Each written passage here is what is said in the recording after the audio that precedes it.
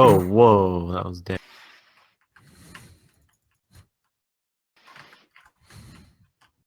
If you'd hit that, I would have gotten the counter.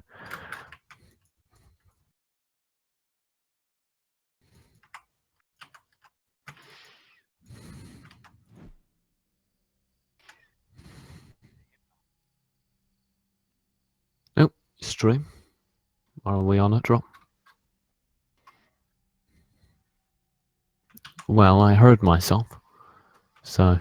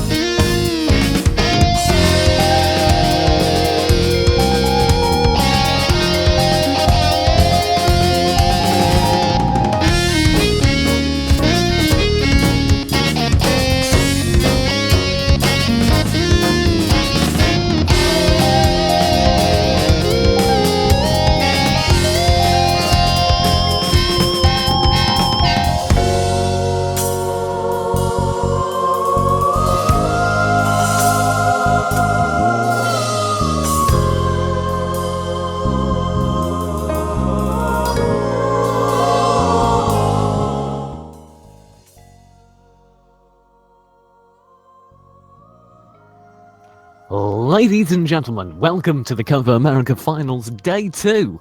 Lysergic Frog versus Tana Disney is our first matchup today. We're going to be wrapping up with the upper bracket finals, then the losers bracket finals, and wrap it all up with the grand finals. $1,000 on the line, and I cannot wait for it. My name is TJ, joined by Chimblade for the English broadcast of the South American tournament. Chim, you're here kind of on replacement for Shadow, but I feel like you're going to be better than him in every way. You know, I'm going to watch the VOD, clip that, send it to him, and then he'll hate you forever and I'll be happy. So that works out. But speaking of the prize pool, TJ, 1,000 is pretty darn crazy. 600 of that 1,000 goes to the first place. 250 goes to the second place. Even if you get second place, that's a pretty good amount just for playing video games, so I'd take it. Yeah, I mean, it's an absolutely nutty prize pool, particularly for Battle Right, you know, an early access game, and man, I can't wait. Another important thing is, unlike a lot of other tournaments, every single matchup tonight will be a best of 3, except for the grand final, which is, of course, a best of 5. And I'm super excited for that, because that means we get to see a lot of really close Battle Rights. And I know you haven't seen any South American Battle Right before, Jim, and that might be true for a lot of people watching too. So put on your seatbelt, make sure the airbags are running, because you're in for a hell of a ride. You just implied that we were going to crash. That's a terrible, terrible thing to do. But TJ, I have... crash. Okay, well, I have not seen a single second, so I don't know. Like, tell me how it's different from North American or European, because I have seen both of those. So what separates the Americas from the good part of the world, Kappa? I mean, the South American style seems to be like a more aggressive style based on the old EU meta, if that makes sense. So you still have your fortresses, you still have kind of pokey setups, but then instead of the traditional EU meta, when the fortress comps came about, they don't just sit on either sides of a map and just kind of prod at each other.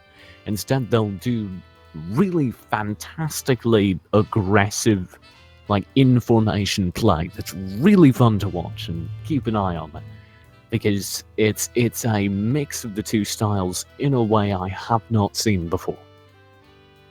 I remember the old EU style being where you would just sit around for a solid 30 seconds, then there would just be one huge team fight, and that huge team fight would decide it all. Is it like that, or is it more like where there are multiple encounters, or is it there one big encounter that sort of decides the whole thing, and there's usually only one that takes place each round? Yesterday we had kind of a rolling skirmish the whole time that culminated in a couple of key moments. It definitely wasn't as instant as any of the current NA or EU metas, where occasionally you'll have some EU games that go back to kind of the poke style of play, but especially in ESL this morning, there was a lot of rush down, there was a lot of very aggressive play, and of course every North American tournament we ever watched, that's all there is. Yeah. So it's sort of on those lines, but it does definitely have its own unique flair, and it's very fun to watch as a result. Well, I'm excited. I haven't seen a second of it. It should be good. Pretty much everything in South America, their food, their culture, and their battle rate apparently has its own unique flair. What were you eating? I was just eating tacos, so I was getting in the mood. Is that South America? I think that's Mexico, which is still North America. South America. They come. I don't know where tacos originate. We should Google that at some point, but I don't know where they come from. No, they have tacos in Guatemala and stuff, and that's Central America. Like, you're getting warm at that point.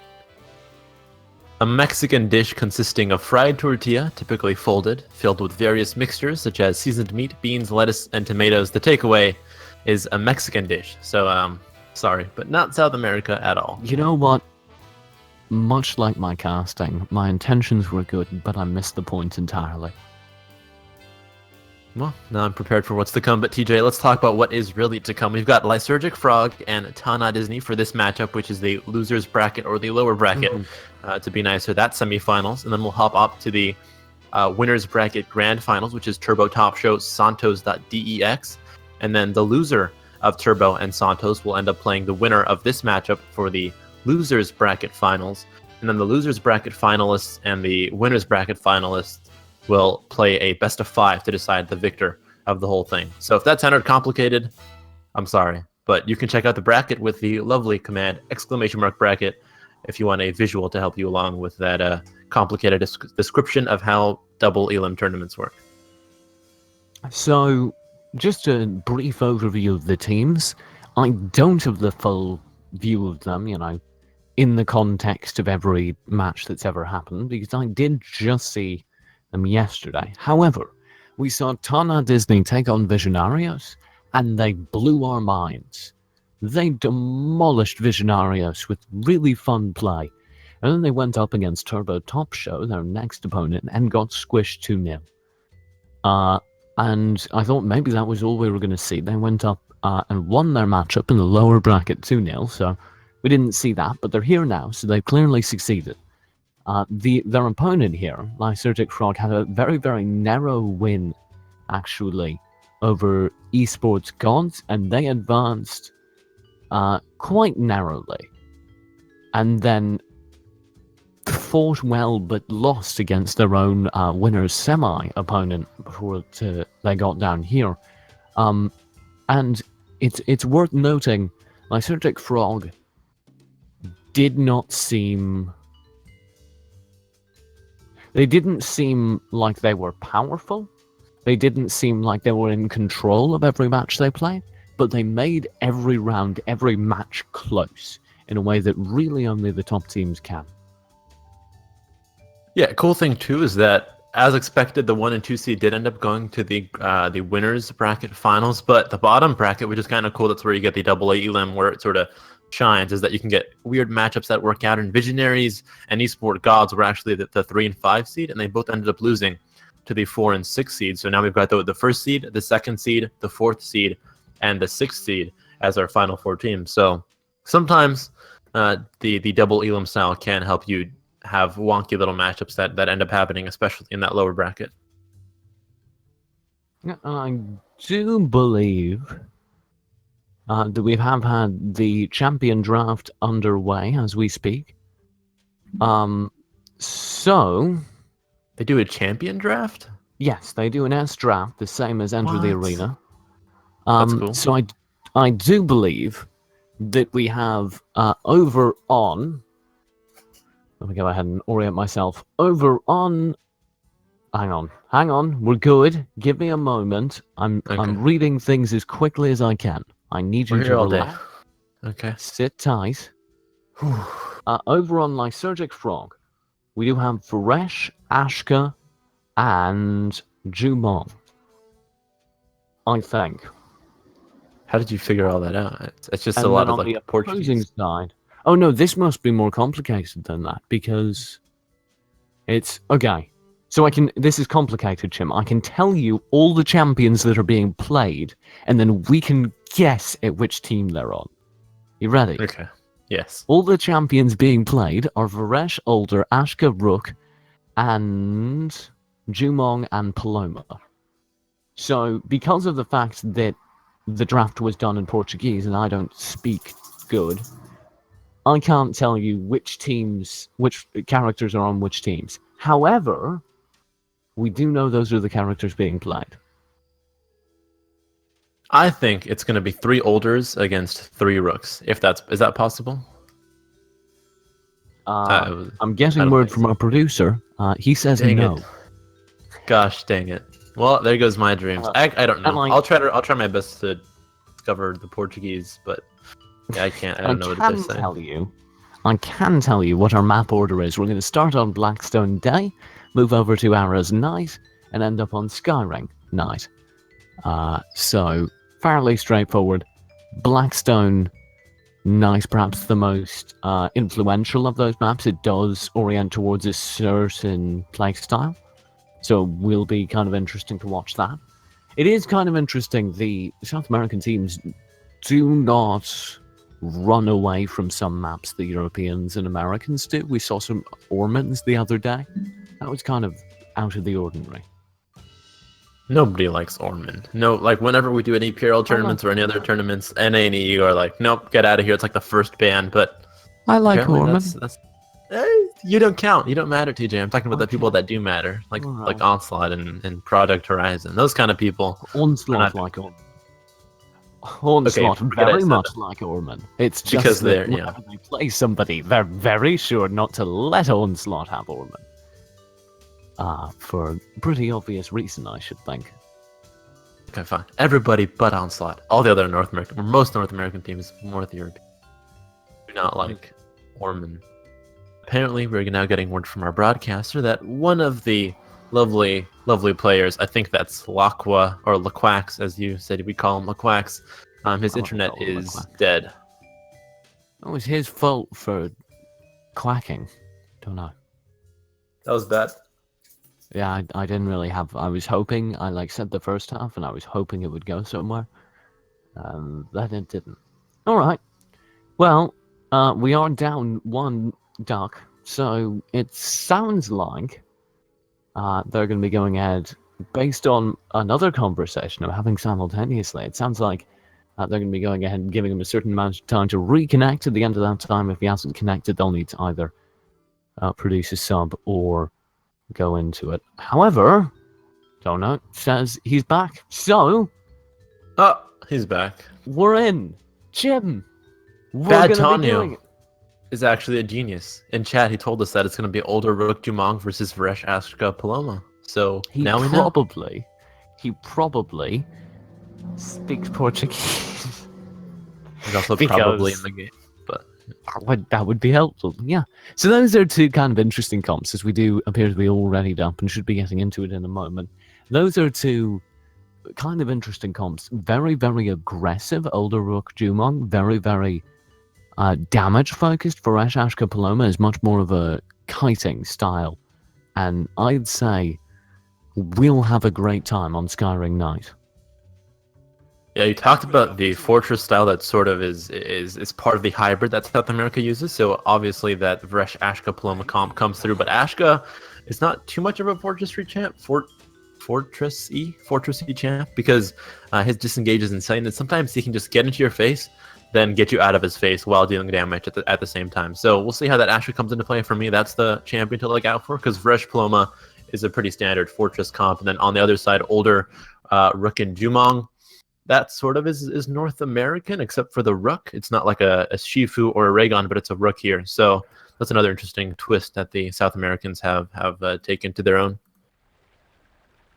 Yeah, I mean, really throw your concepts of the meta out the window. We saw this Rook yesterday. Actually, one of the hypest plays of the tournament. A 3-man smack came through, and then a snipe chained immediately into the 3-man smack against the wall, and it was incredible. Smack does not have that big of a hitbox. It should be super close for you to get a 3-man smack. No, I mean, we can find the Twitch clip. It was incredible. I lost my mind. I mean, wow. Yeah, I don't believe you. He found the right angle, he nailed it, and then his teammate, the Jade, was right there, lined up a 3-man snipe, and that was the round. Yeah, I'd go crazy. I think that's the point where I just throw everything in about the game out the window, like you said. So if we see that happen today, I will throw my pen out the window. As Is your window open? I actually don't have a window. I live underground. Oh my god. I'm So you're, kidding. living in a cell underground. Yeah. That's awful. I get fed once a month, and I get a shower every 2 months. 3 months. 2 months if I'm lucky. Wow, you've lived underground so long you're unsure of time. That's awful. There you go. Lysergic Frog, though, is up against Tana Disney. It is a best of 3, so we have 3 maps at most that we can play, but let's see.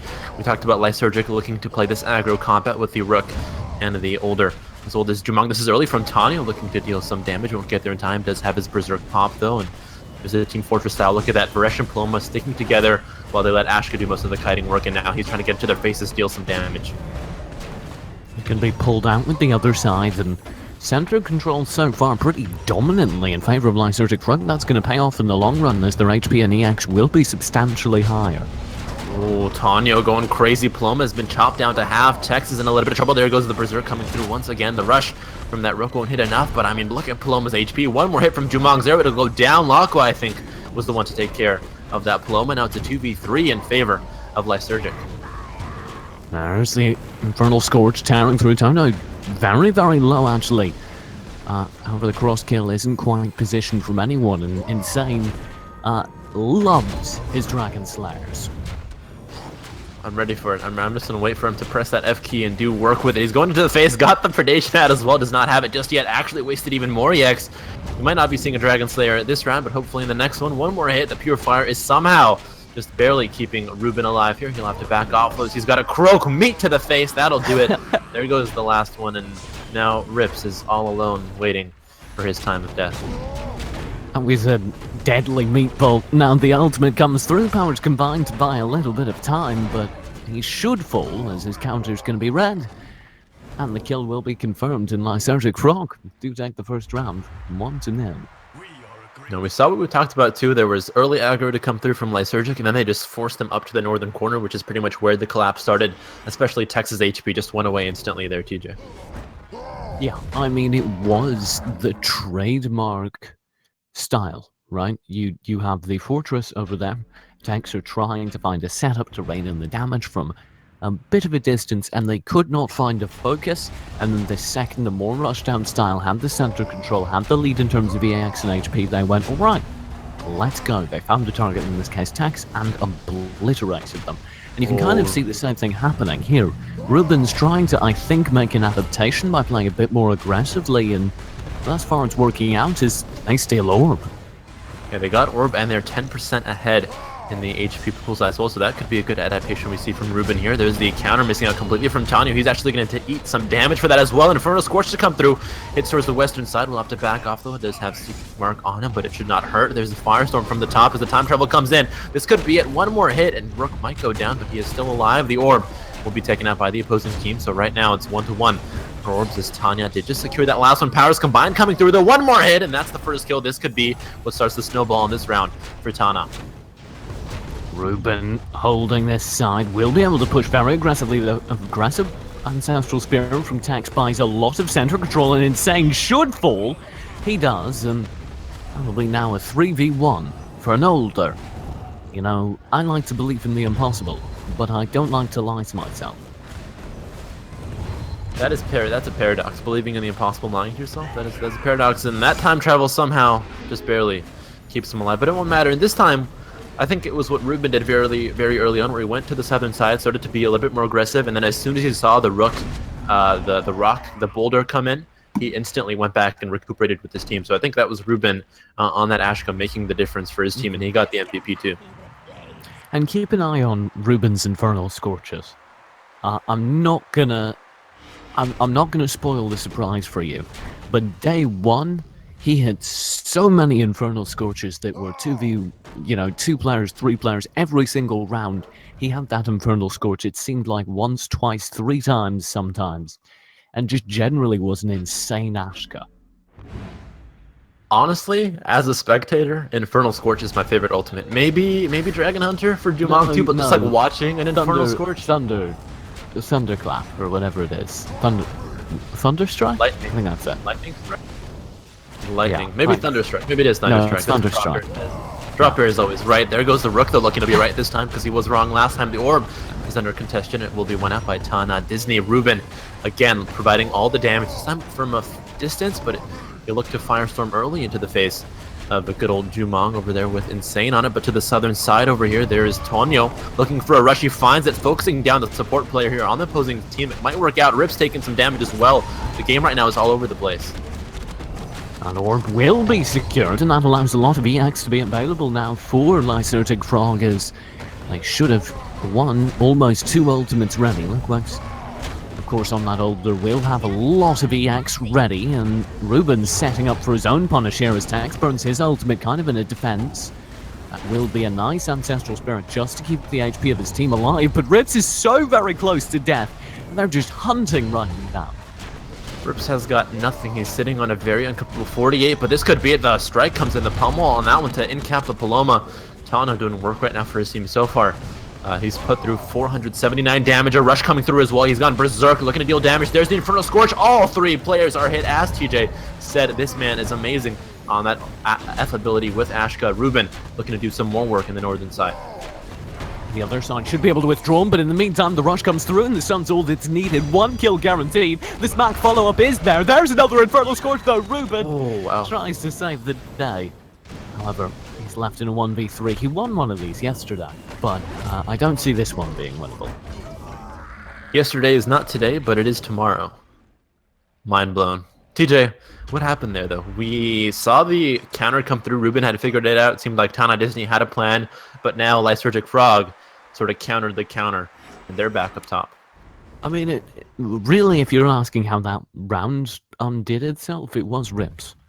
He went a little bit too far forward, and when you're on that low HP, a Rook can kill you. All it takes is one rush, all it takes is one smash, you're stunned, and you're out of the game. And, well, that's what happened to him. In terms of just the overall meta game, I think the problem was that game, they weren't able to set up with any sort of center control. That round, they weren't able to get in and start picking up those greens and the little orange EX nuggets. They were completely held out and held in a choke point, really, at the side of the map. And if that happens, if that happens to Tana Disney again, they're not going to be able to win. Yeah, I was going to say, you can tell Rips can feel that choke point because he's got the agility, he wants the extra movement speed, he's so immobile as it is, and he needs that to maybe escape this Rook right here, but the rush is coming through as well from the Frenzy Bat right off the Berserk. Might just do it. This is yet another one as he looks to engage. Will eat some damage, but actually deals a lot over to the Paloma on the opposite team. Look at that, it's a 3-man boulder, that's huge. In comes the Predation, and yet another rush to come through as they look to just completely counter this team, put them into a choke point, and destroy them because they did it the first round, they did it the third round, looking to do it again in the fourth round.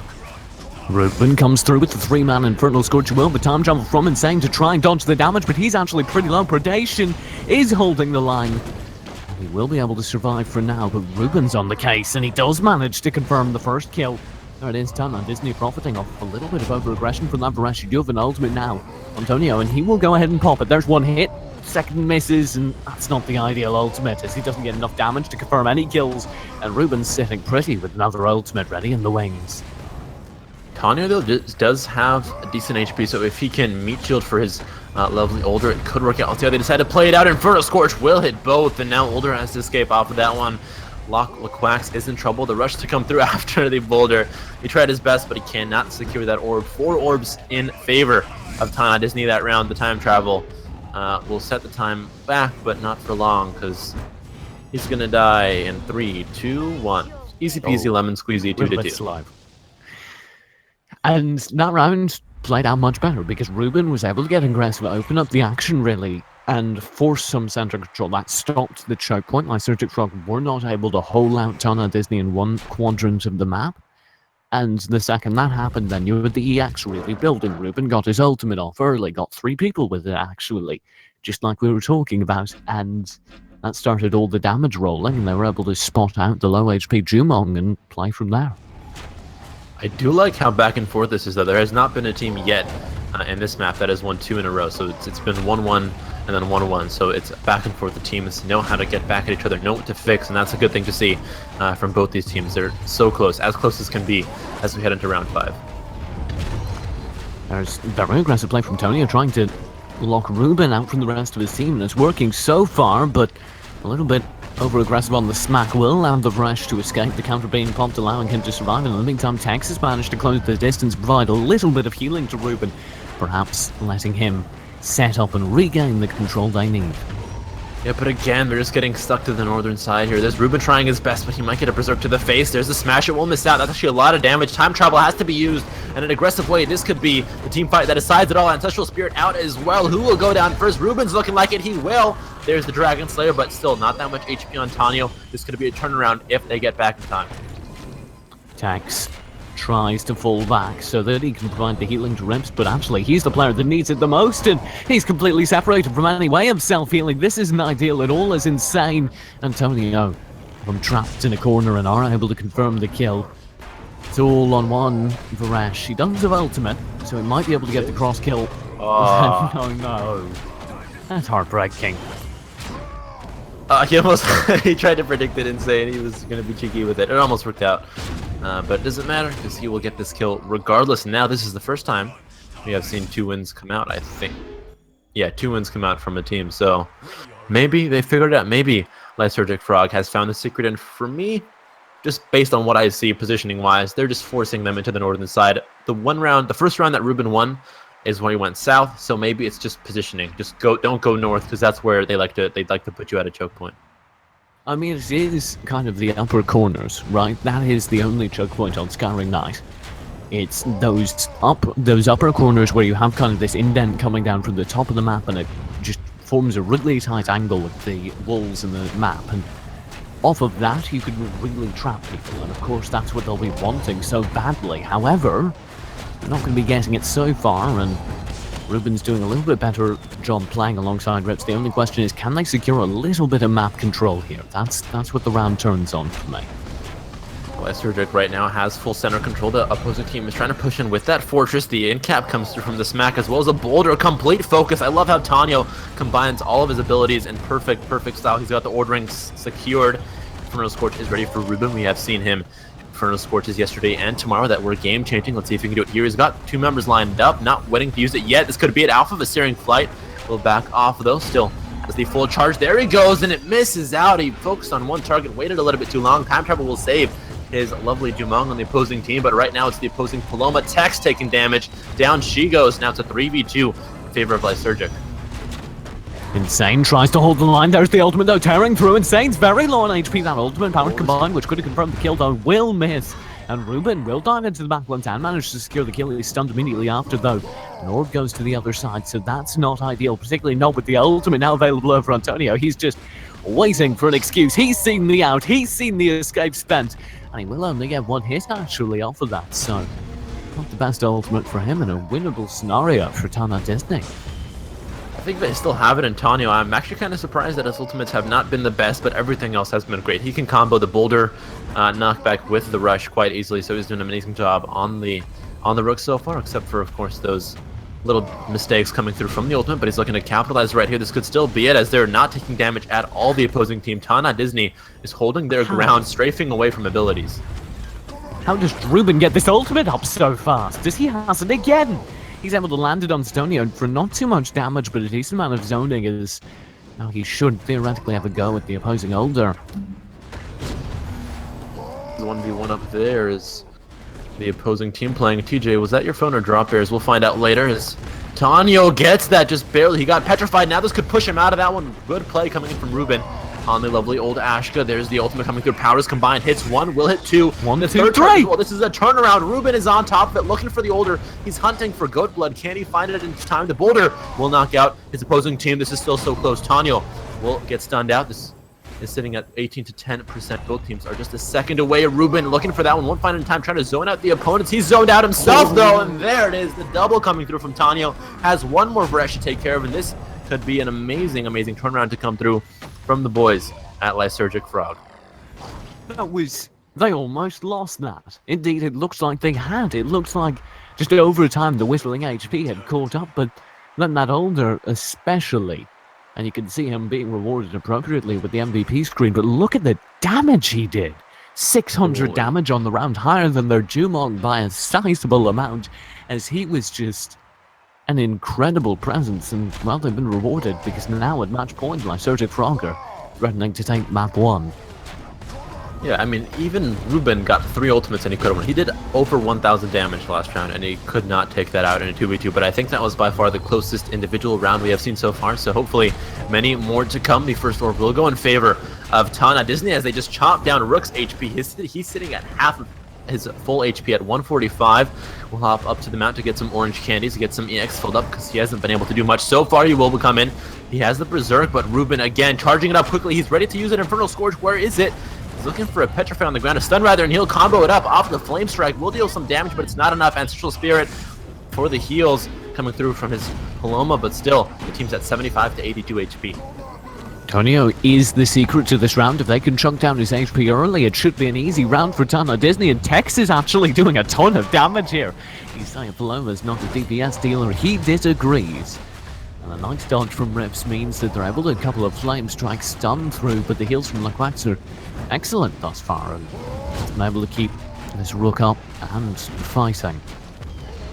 Tex has done just a little bit more healing so far from Laquax, but Laquax is holding his own. He's got the most points so far. He's been dealing a bunch of damage as well, so we'll see how the support matchup plays into this one. The Time Bender is out, and the Time Travel now is ready for Laquax. Let's see when he wants to use it. He will use it on his Older, or his Rook, rather. The Rook will actually end up stunning the Ashko. Well played, good placement there. Ancestral Spirit on the ground. Insane is caught into it. A Firestorm to come through as well. One more hit, and Insane will go down. He needs just one more hit, but they still can't find it. Rook is the first to go down, and what the heck? They all disappeared at it once. 4-3. In favor of Lysergic Frog, but Tana, that is a huge round for them. They're sitting at 70% HP. They dominated that last team fight. So just to clarify, that was a double kill on one stroke of the powers combined. That's why they all vanished there. And Tana Disney broke the code. They said, this is what's going wrong. We're letting Antonio be too dominant early on, and by chipping him down, he was forced to play passive and therefore didn't have the CC, he didn't have the stun, he didn't have the just presence in the backlines, and that allowed them to have much more map control, to have much more pressure on a wide variety of targets on the other team, and more so, it's even lasted into this round. As you can see, up till now, he was playing much more passively, scared perhaps after what happened to him last round.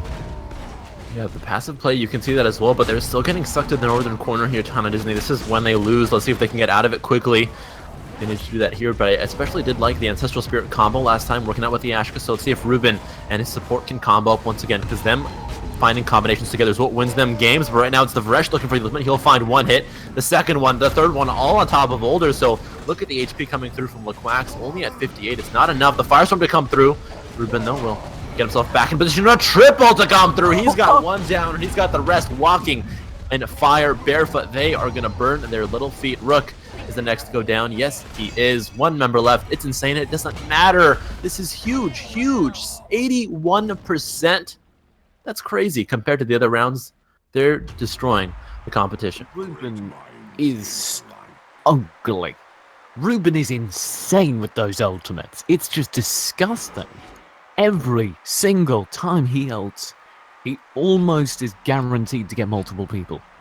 I cannot think of another Ashka with that level of success with the ultimate. Neither can I. There we go. We figured out he's the best Ashka, at least in South America, because I haven't seen any other Ashkas, so for me, he is definitely the best one so far. There's a Firestorm to come through. Will hit 2 as the Berserk ends up being popped, and they're still getting forced in northern corner, but last game they were able to come out of it in team fight instead. They got the orb here as well. God, the steering flight. Yeah, Ruben off the steering flight got the steal. We'll throw some Firestorms as well as they're setting up for the big team fight. It wasn't off of the steering flight, it was off of the flame strike. He dropped it predictably because he saw the Rook boulder coming in, and he got a stun on the Rook and the orb to his name. Ruben's so good, I can't keep up. Props to him for doing that. Chronoflux will keep him cornered. We'll go for yet another one. He's got it. There it is. The Infernal Scorch is ready. Let's see how many he can line up this time. He's got the Protractor ready on the screen, waiting to use it. We'll throw out the stun, but he'll miss out off of that flame strike as the northern side is now taken up by the opposing Jumong. Ruben waiting in the wings and throwing out the flame strike. Will be looking to force out Ounce or get a stun. He's doing a lot of chip damage so far. And now all the outs have been forced out because there's 2 ultimates to the name. However, he's going to be petrified by his Stone Glass. He cannot unleash the full fury of the Infernal Scorch. Now he's got a lineup, however, but he gets nothing.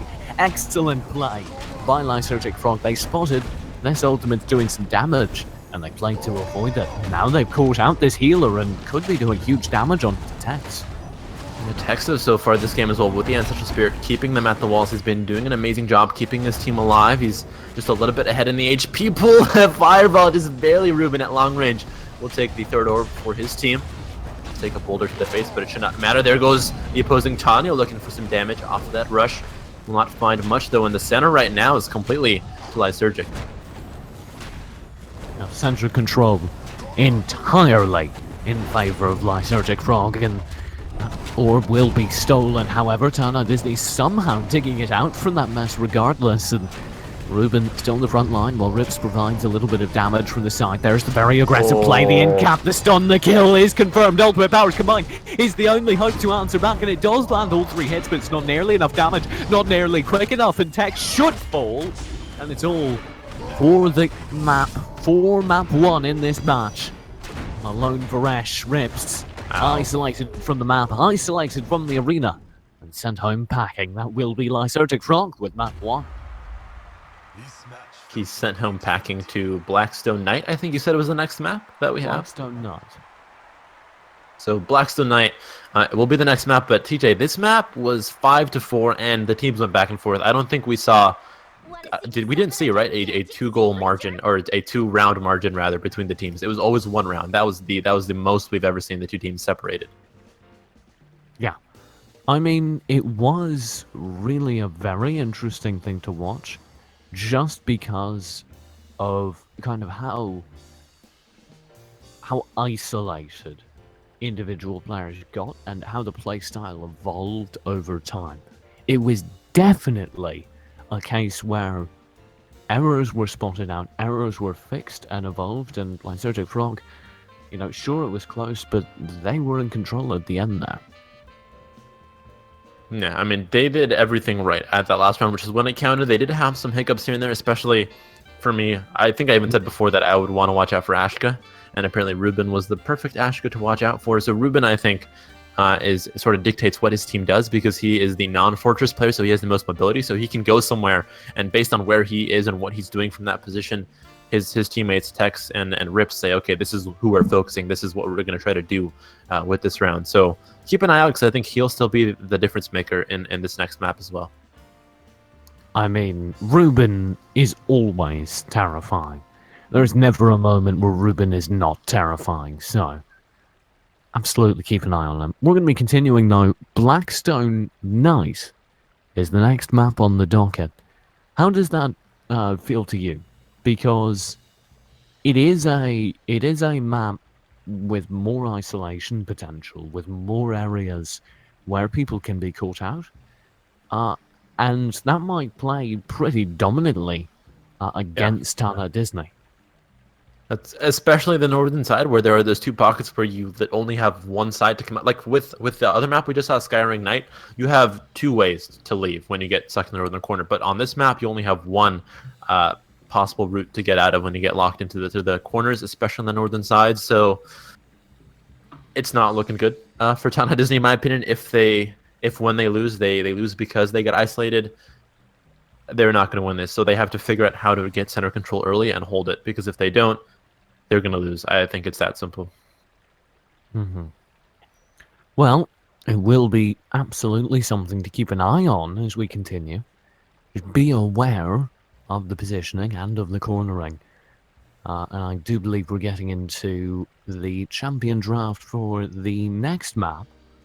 So we'll try and go ahead and provide that as we go through. We'll see. So far I see Go Mandar Heroes Pro Bacato. I don't think that's a champion. So we don't have that one yet. Is S a champion? Maybe they have like code words, like S stands for.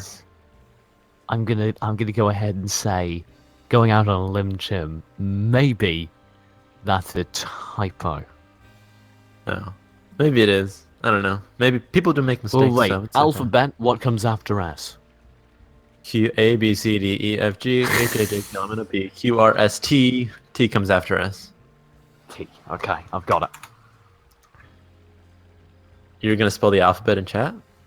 Yeah, what comes after T? A, B, C, D, E, F, G, H, I, J, K, L, M, N, O, P, You have to Q, do R, it S, T, again! U. You're Yeah. rubbish at this. You're awful at this. Hey. Don't get mad at me. I live in an underground cellar. I'm self-taught. We're opening up the champion pick. So far, it's looking the same. Jumong and Varesh coming out, presumably opposing each other for the same lineups we saw last time. Varesh being picked over on Ripples, and Jumong being picked up, I believe, over on Insane. Was he running Jumong last game? Yes. Yeah, Lequax was the older, Tonio was the Rook, and Insane was Jumong. And we will be. Of course, this is the S draft system, not as in the snake draft, as in simple draft. It was the same system used at the Enter the Arena event. Basically, the gist of it is both teams pick one champion per round simultaneously. And that means that there's no bans, there's no shenanigans. However, both teams are aware as the draft goes through, so they can maybe adapt to it. We're not seeing that yet, though. It seems like both teams are sticking to their guns. We've seen older Ashka coming through, presumably all on the same. Lequac's picking up his trademark older, and Ruben definitely on his trademark Ashka. Quick question, in the standard draft system, you cannot have two champions. You can have mirror champions, right? You have to that's why they do the draft, right? So you can pick it, or can you have mirror? Okay. There can be a mirror match in this simple draft. Yes. Okay. Today I learned, but it's the same exact teams. We'll be seeing Jumong, Older, and Rook up against a Varesh, Ashka, Paloma. Like we said before, if the teams remain, if the playstyle remains, Lysergic Frog, based just on the map, should have the advantage. But hopefully, Tana Disney has learned, and they will not get baited into playing that northern pocket, especially on a map like Blackstone Knight. Yeah, stop the ending. It should be really good. We're just waiting on one member of the production team to go ahead and get through, and he has gone ahead and ready to. So, we're ready to go. Yep, that is a fact. We are indeed ready to go. Blackstone Day coming right up. Oh, what? I thought you said it was night. Did you lie to me, TJ? Well, you see, we took so long to ban that it turned from night to day. What the heck? Yeah, that's kind of cool. You blew my mind. Cycles. Okay, so this is not as dangerous of a map for Tana Disney as Night, although it's still, like any map, does have pockets where you can be focused down in, but at least it's not as easy of a pocket to put you in, so maybe the advantage does come through for Tana Disney as opposed to Blackstone Knight. And indeed, here we go. Map number 2, Tana Disney behind 1-0 after Lysergic Frog took the first one. And actually, Ruben and Ripples, had a field day on this map last week for day 1, so keep an eye on that. Let's see if they can continue that. They're looking for the orb, but it just completely taken out. Lysergic Frog with complete center control there for orb number 1, but there are many more orbs to come in this round, and hopefully the next rounds as well. The rain of arrows dropping down hot onto the Ruben. He'll have to petrify to get out of that one using the Molten Chains, but he's still taking a lot of damage. We'll have to back off. Let Tex heal him. There might not be enough healing because he is brought down very, very low. The orb, second one, goes in favor of Lysergic once again. That might be disastrous now because the pressure from Tonio is still there and it's getting stronger over time. I don't see how Ruben and Co can turn this around. They need to drift down through this Ancestral Spirit, which they're using kind of as a zoning tool for now, and it's working well. Ruben's beginning to poke, but he might be regretting that as he instantly just has 3 people on him. And they can't get orb either. And this is just masterful focus now coming through from Lysergic Frog, holding these choke points like gods. Yeah, look at this isolation. Ruben is separated inside a corner. All he has to save him is the escape that will come through from the Paloma on that one on the other side, but it still won't matter. Rain of arrows off the end cap. Tonio is petrified. It might be a little bit damage coming through from the opposing side, but I think this 4th orb will again go in favor of his team at the whale. They're just so good. Using the Chrono Fluxes to zone out the opponents, they have got the complete energy and HP advantage in round 1. Ruben shipping in down bottom, but Tonio's going to be chasing him out, and will now be Tex coming through on top, trying to provide the damage necessary, but he's been dropped incredibly low. The firewall saved him for now, with Tonio's in the back line, smacking him against the wall. There's the setup, there's the boulder, 1 kill guaranteed. Ruben will be able to stay alive thanks to pure fire for now, but Lequax comes through, and the shifting sands confirm the final kill. The ultimate Dragon Slayer will miss. Ripples is the last player alive. Varesh, yet again alone in a 1v3. This happens to him a lot, doesn't it? He's used to it, but he still doesn't like it. That's what I get out of this, and he takes the meatball to the face, but TJ, playing against Lysergic Frog is a nightmare, because you know that you can't get isolated, but you have no other choice but to get isolated, it seems like. Like, you can't not go towards wall, because there are 3 humongous champions waiting to kill you if you go anywhere away from that wall. So they're just so good at zoning you, Lysergic Frog, that they will zone you. Like, if they want to zone you, they'll do it. Like, it's so hard to not be zoned by them. Yeah, no, their zone game is absolutely on point. It was last week, it was today. And it's continuing to be. In this map, we called it as perhaps slightly less dangerous than Blackstone Knights, and I do believe that's true. But the nature of this center of this arena is that if a team just says, hey, we're going to hold center control, it takes, like, artillery to dig them out. I don't think that's an ability yet in the game, but maybe it is. Maybe we need an Iva here, who knows? But right now they're getting zoned yet again, the center. All I see in the center is a Rook and older Jumong. Ruben is a little bit far back. He's looking to fight for this one. They actually do have a decent fight set up, and the Flame Strike does steal it out for Ruben, so props to him. The Q button is hot and ready for those Flame Strikes. He's got an Infernal Scourge as well. Let's see when he chooses to unleash it. And Sane will be Black Arrowing. There's that artillery we were talking about. The Infernal Scourge tears through. 1 kill should be soon, because look at the low HP Antonio. He's being pinned down. He's being dropped incredibly low. Berserk saves him for now. The heals will be coming through, but there's no doubt in his mind he needs to play more carefully now. Cut the Berserk out, but he's stunned. This could be the kill. One more hit for Ruben. Antonio, it could do it. The time travel is right in the face of Tex. Down he goes again. This round was Ruben.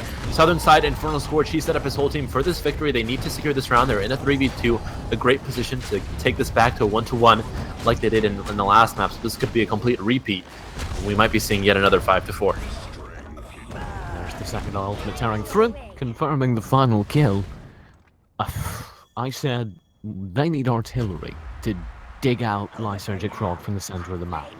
Ruben is that artillery. What better firepower than literally fire? So Ruben will do that. And again, he did the same exact thing. Last time when they got focused, he just went south, then transferred up to meet his team. And I guess that is a very simple way of beating it. But in the last map, also, there was a quick response from Lysergic. They didn't let him do that again. So let's see if they follow the same pattern as they did in map 1. Looking for the aggressive play, and there he goes, leaping in, just beginning to roll out the stuns. That's what he wants to do. Land the stuns, make it uncomfortable for anyone to push too aggressively here. But Ripples, that was actually a very well played counter, because now he's got a flank up top. Now he's beginning to rain in the damage from the side of this whole endeavor, and that kind of shifts the arena of the fight. And if we can see a multi-pronged attack really begin to come through here from Tana Disney, that can still make this round work. Yeah, but the zoning, though, is still there. There goes it. From the southern side, there's Ruben ready to maybe deal some damage. He'll recuperate with his team once again. Won't get enough damage out, though. Just wasted a couple of cooldowns. He does have the ultimate coming through, though, so he has the Infernal Scorch ready. But right now, he needs to save his teammates as they're just getting destroyed and zoned out by the Rook on the other opposing side. Tanyo is so good at positioning his big, beautiful body to keep the opponents in those little corners. There goes Ruben. He's trying to set up for this ultimate. You can see he's waiting, looking for the perfect line to hit. He's only got Rook right now in his sight, so we'll throw out a Firestorm there and look for this next orb, which he will finally get, the first orb for his team in this round. There's a boulder landing on Ruben's head. The other side saves him from any permanent damage, but he's not having a great time here, as they still don't have any significant center control. They do have 2 ultimates, almost 3 ultimates available now, as Tex and Ruben will be ready to launch the artillery. There's one ultimate tearing through. That will be the Infernal Scourge spent. Nice Ancestral Spirit aggressively too. However, no kills can be confirmed off the back of that. And the smack will cancel out Ripples. And now look at the low HP on Tex. He's been shut down completely. There goes Tex, Lakwa, Tanyo, and Insane all sitting at good HP. Maybe Insane is the next focus of attention here for Ripples, but it will not matter because down he goes. And all that's left is Ruben, who we said would be the game changer, but 1v3 is more than a game changer does. That's what a god does, and he is a god in many senses, but I don't know if he can pull it off, but we'll still hope. I want to see it happen, however, I don't believe. And that round kind of fell apart off the back of Ruben, and it must be said, I don't like to pin blame, but he missed an ultimate completely. Yeah.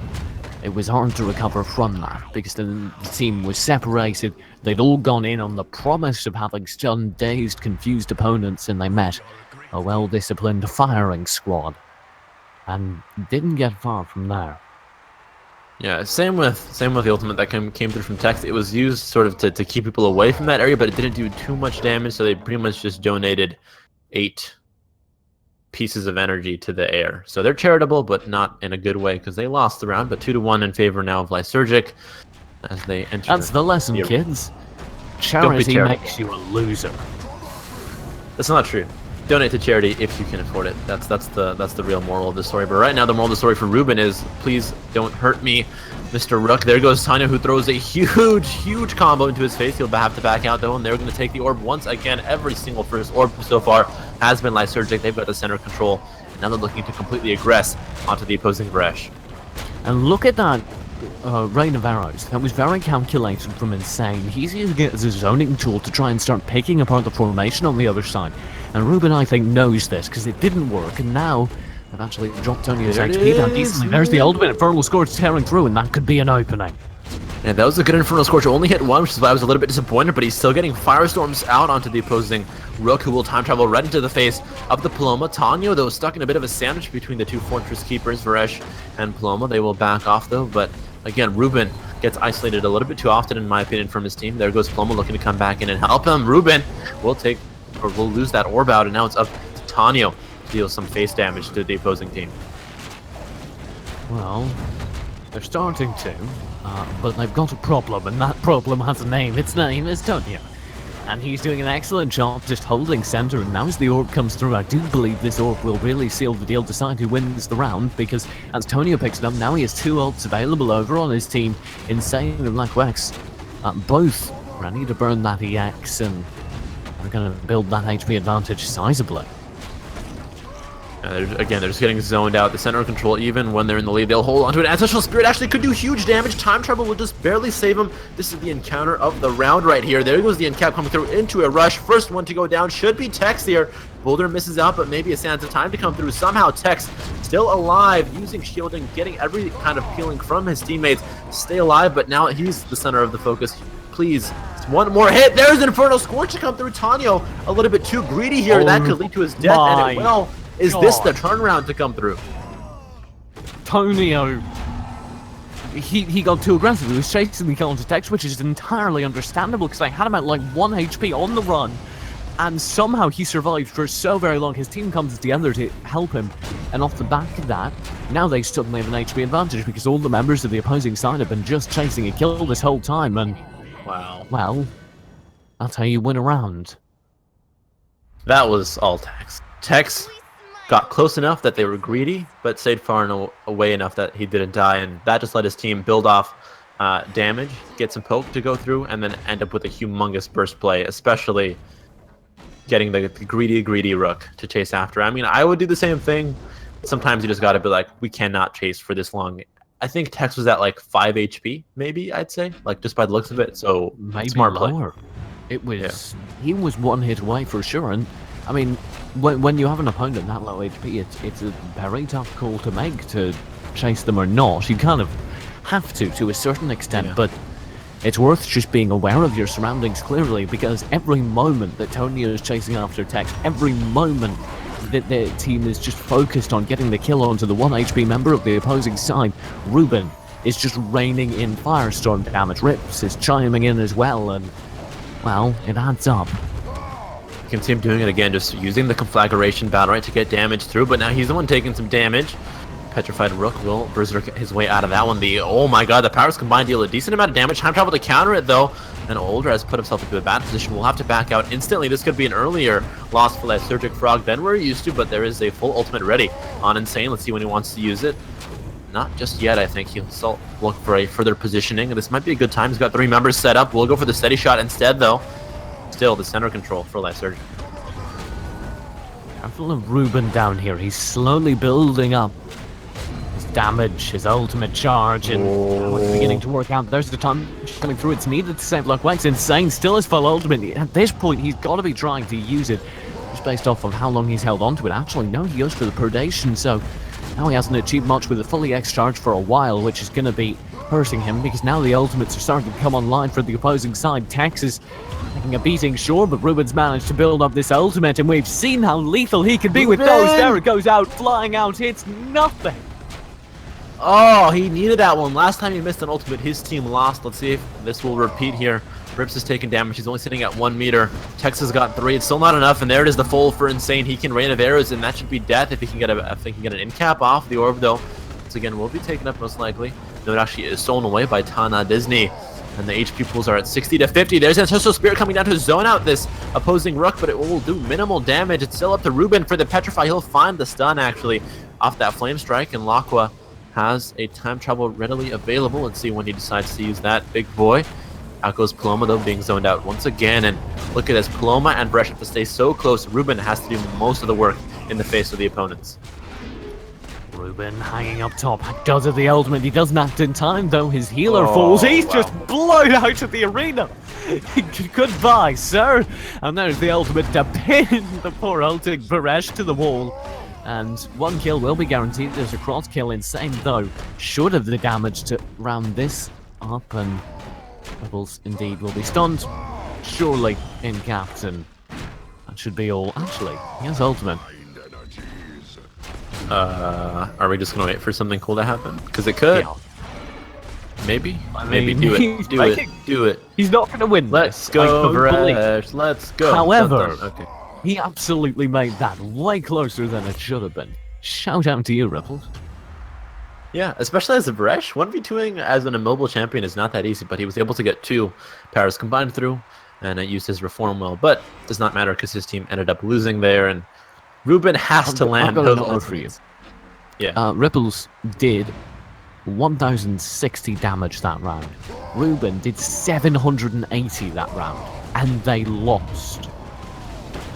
I mean, basically, you have to do 1,000 plus on your main damage dealers each to beat a team like Lysergic, which is insane. Like, that's how tough they are, and they've been doing it so far, Ruben especially. We want to see land some shots, but he's been landing all day on Rook. Rook has no HP. Tonyo, where has your HP gone?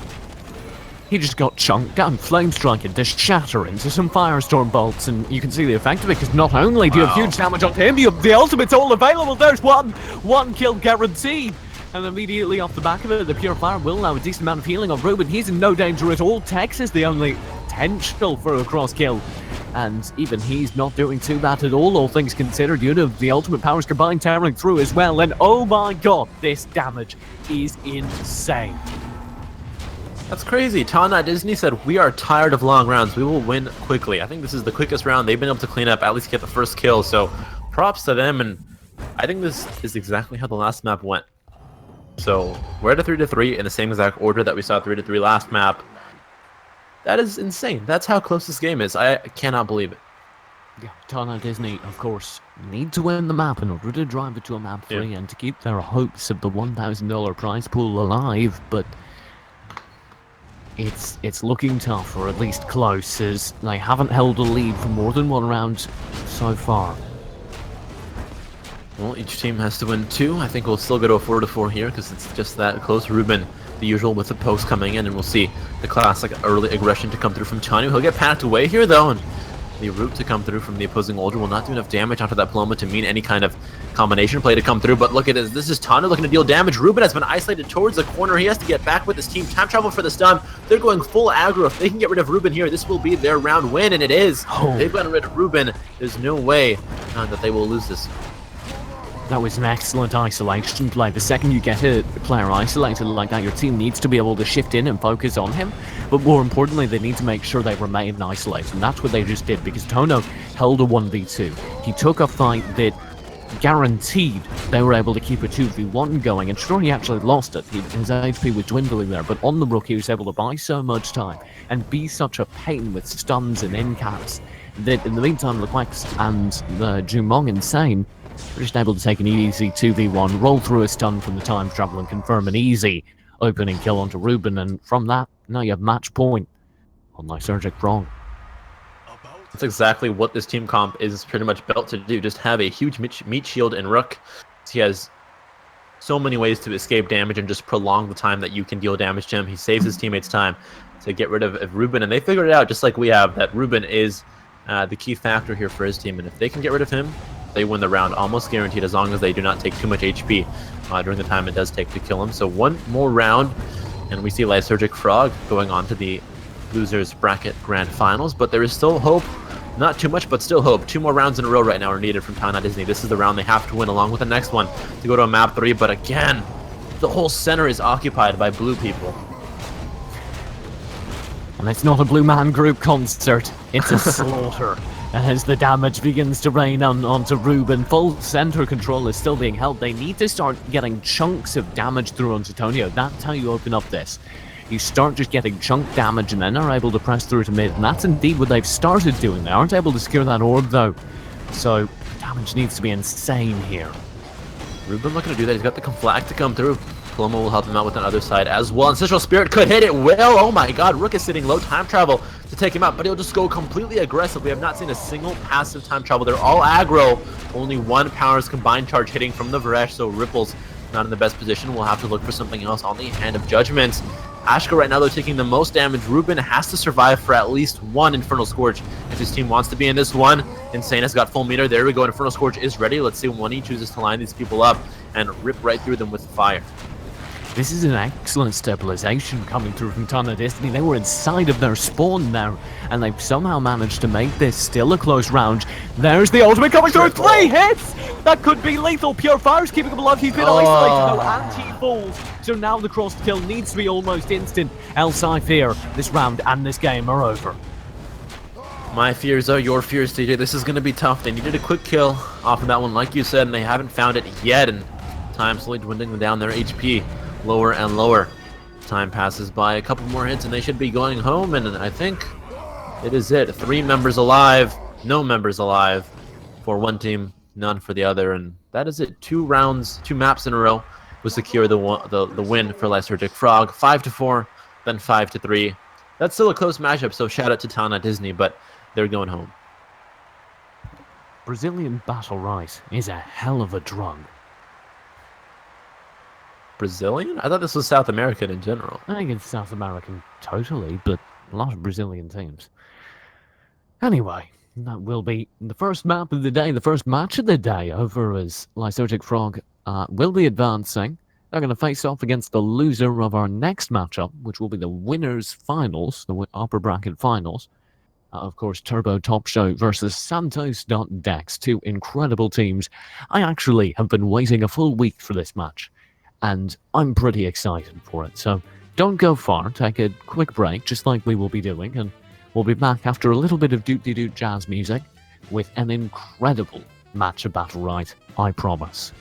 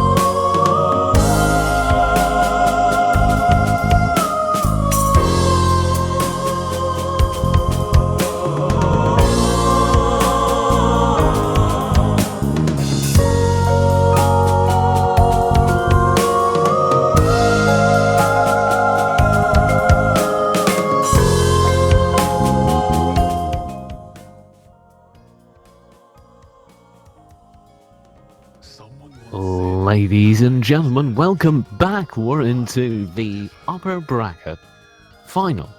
Is that correct, Tim? Yes, the 1 seed and the 2 seed. Okay. The upper bracket final, Turbo Top Show versus Santos Dex.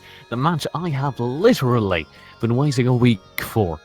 In the Copa America finals, the winner goes straight to the grand final for their shot at the $1,000 prize pool and a guaranteed, I believe, let me go ahead and confirm it so I don't say anything silly, but a guaranteed $250. The loser goes down to the lower bracket, and these two teams are absolutely the two teams that I would have liked to be here. I'm very excited to now watch them. My name is, of course, TJ, joined by the wonderful Jim Blade, and we are right on into the action. Yeah, these teams are kind of similar. We have an Ashka from Santos, like we saw coming through from Tana Disney, but actually the most similarity is from Turbo Top Show and Lysergic Frog. They have substituted a Rook for a Croak. So the rest is the same though. Agaris, Jumong, Aklo on the older, and we do have an older mirror matchup as well as a Croak mirror matchup. So I guess older and Croak is a big thing in South America, or it's just a coincidence. So keep an eye on Trifield. He's the player that really impressed me yesterday. And then Top Hicker was also incredibly impressive on Croak. So those are my two players on both teams to really keep an eye on as we get into this, because they both blew my mind playing characters in ways I didn't realize you could yesterday. Well, my mind is ready to explode, and we'll see what happens. Hopefully I don't die, but it's a figurative mind blow and not a literal one. Top Hicker will have to go camo here, looking for his target. He chooses the opposing Croak there, wearing the red and black style of the Croak. Ardoaz looking to get out of the danger zone, but he's stuck in the center of a Jumong and a Croak who have sandwiched them there. The bread, he is the cheese, and down God. He goes. One more hit is all that's needed. They can't find it. Finally, a Santa time will do it. That's a quick kill coming through from Turbo. And that was Olaf try. Or sorry, Olaf up top. He was able to find one stun, one opening. The team folded in on the kill, and it was a guaranteed man advantage. And Slayers, double ults, trying to find something. Nothing comes of it though, and that'll be all. We didn't get to see too much from those two teams. You've seen these two teams. I have not ever, so I didn't get too much of a feel for what they're trying to do. But that was just, like we said, a quick kill onto a player from Santos that just snowballed the whole round. And TJ, how do you not do that? How do you not get killed that easily? I mean, obviously the answer, I guess, is don't overextend, but sometimes you want to get aggressive. Yeah. Aldes, the player that fell down early, I don't even think he especially overextended. If you saw, he was playing right next to his healer fairly passively. But where he went wrong was just not being aware of the Croak stealth. That's literally the only mistake he made. In every other dimension, he was set up nicely. He had a firewall, he was standing behind it, with cover on his right-hand side, joined by a healer. That's like a really safe setup, right? The problem is, he wasn't aware of the Croak. The Croak came in, landed the stun while he was a little bit exposed, and then in an instant, it wasn't just a Croak landing a stun, it was three people hammering damage through onto one guy who was a teensy bit vulnerable. South Americans are so sportsman-like. Just they put a pause out because they needed a pause. That's so kind of them. So look at that. The teams are happy, nice to each other. Hopefully not as salty as the North American and European regions are, but again, it's the early aggression coming through from that Croak. Top Hicker, you said, was the Croak to watch out for, and Aldaz, again, might be the first one to go down here. There goes the Garth looking for some poke damage from a distance. We'll throw out a steady shot. Get the in-cap here, because now it's the opposing Croak who has gone stealth, looking for one. Finds Older into a combo to come through from the opposing Older on Trifield. He looks to deal some damage, but it's still a sandwich that just occurs repeatedly. Somebody will get sandwiched, and Agaris will be the main damage dealer to get rid of them. Oh my god. That is just savage. Agaris, yet again, looking unstoppable in that round. But once again, Older is the MVP. And do you know why that is, Chim? Because he did 300 damage. On the support character, he did more damage than the Assassin Croak. he did almost as much damage as the Jumong, who's theoretically the primary DPS and in practice is, and while doing that, laid out 190 healing. That separates the best supports from the good supports, right? You have to be able to focus on two things at once, and we saw this last game as well. That came through from the two supports we had in the last series. They deal damage, somehow are able to do two things at once. They are the best multitaskers of the game. Playing support, difficult to roll, but when you can dish out damage, especially on older, with the Chrono Fluxes, the Chrono Bolts especially, that can pop for a lot of damage, it does work, but top Higger tried to go in, could not do anything because he got destroyed by the Firestorms coming through. Now his opposing Croak has gone invis in the back lines. They don't even seem to be paying attention to them. They don't care that he's taking care of the orb.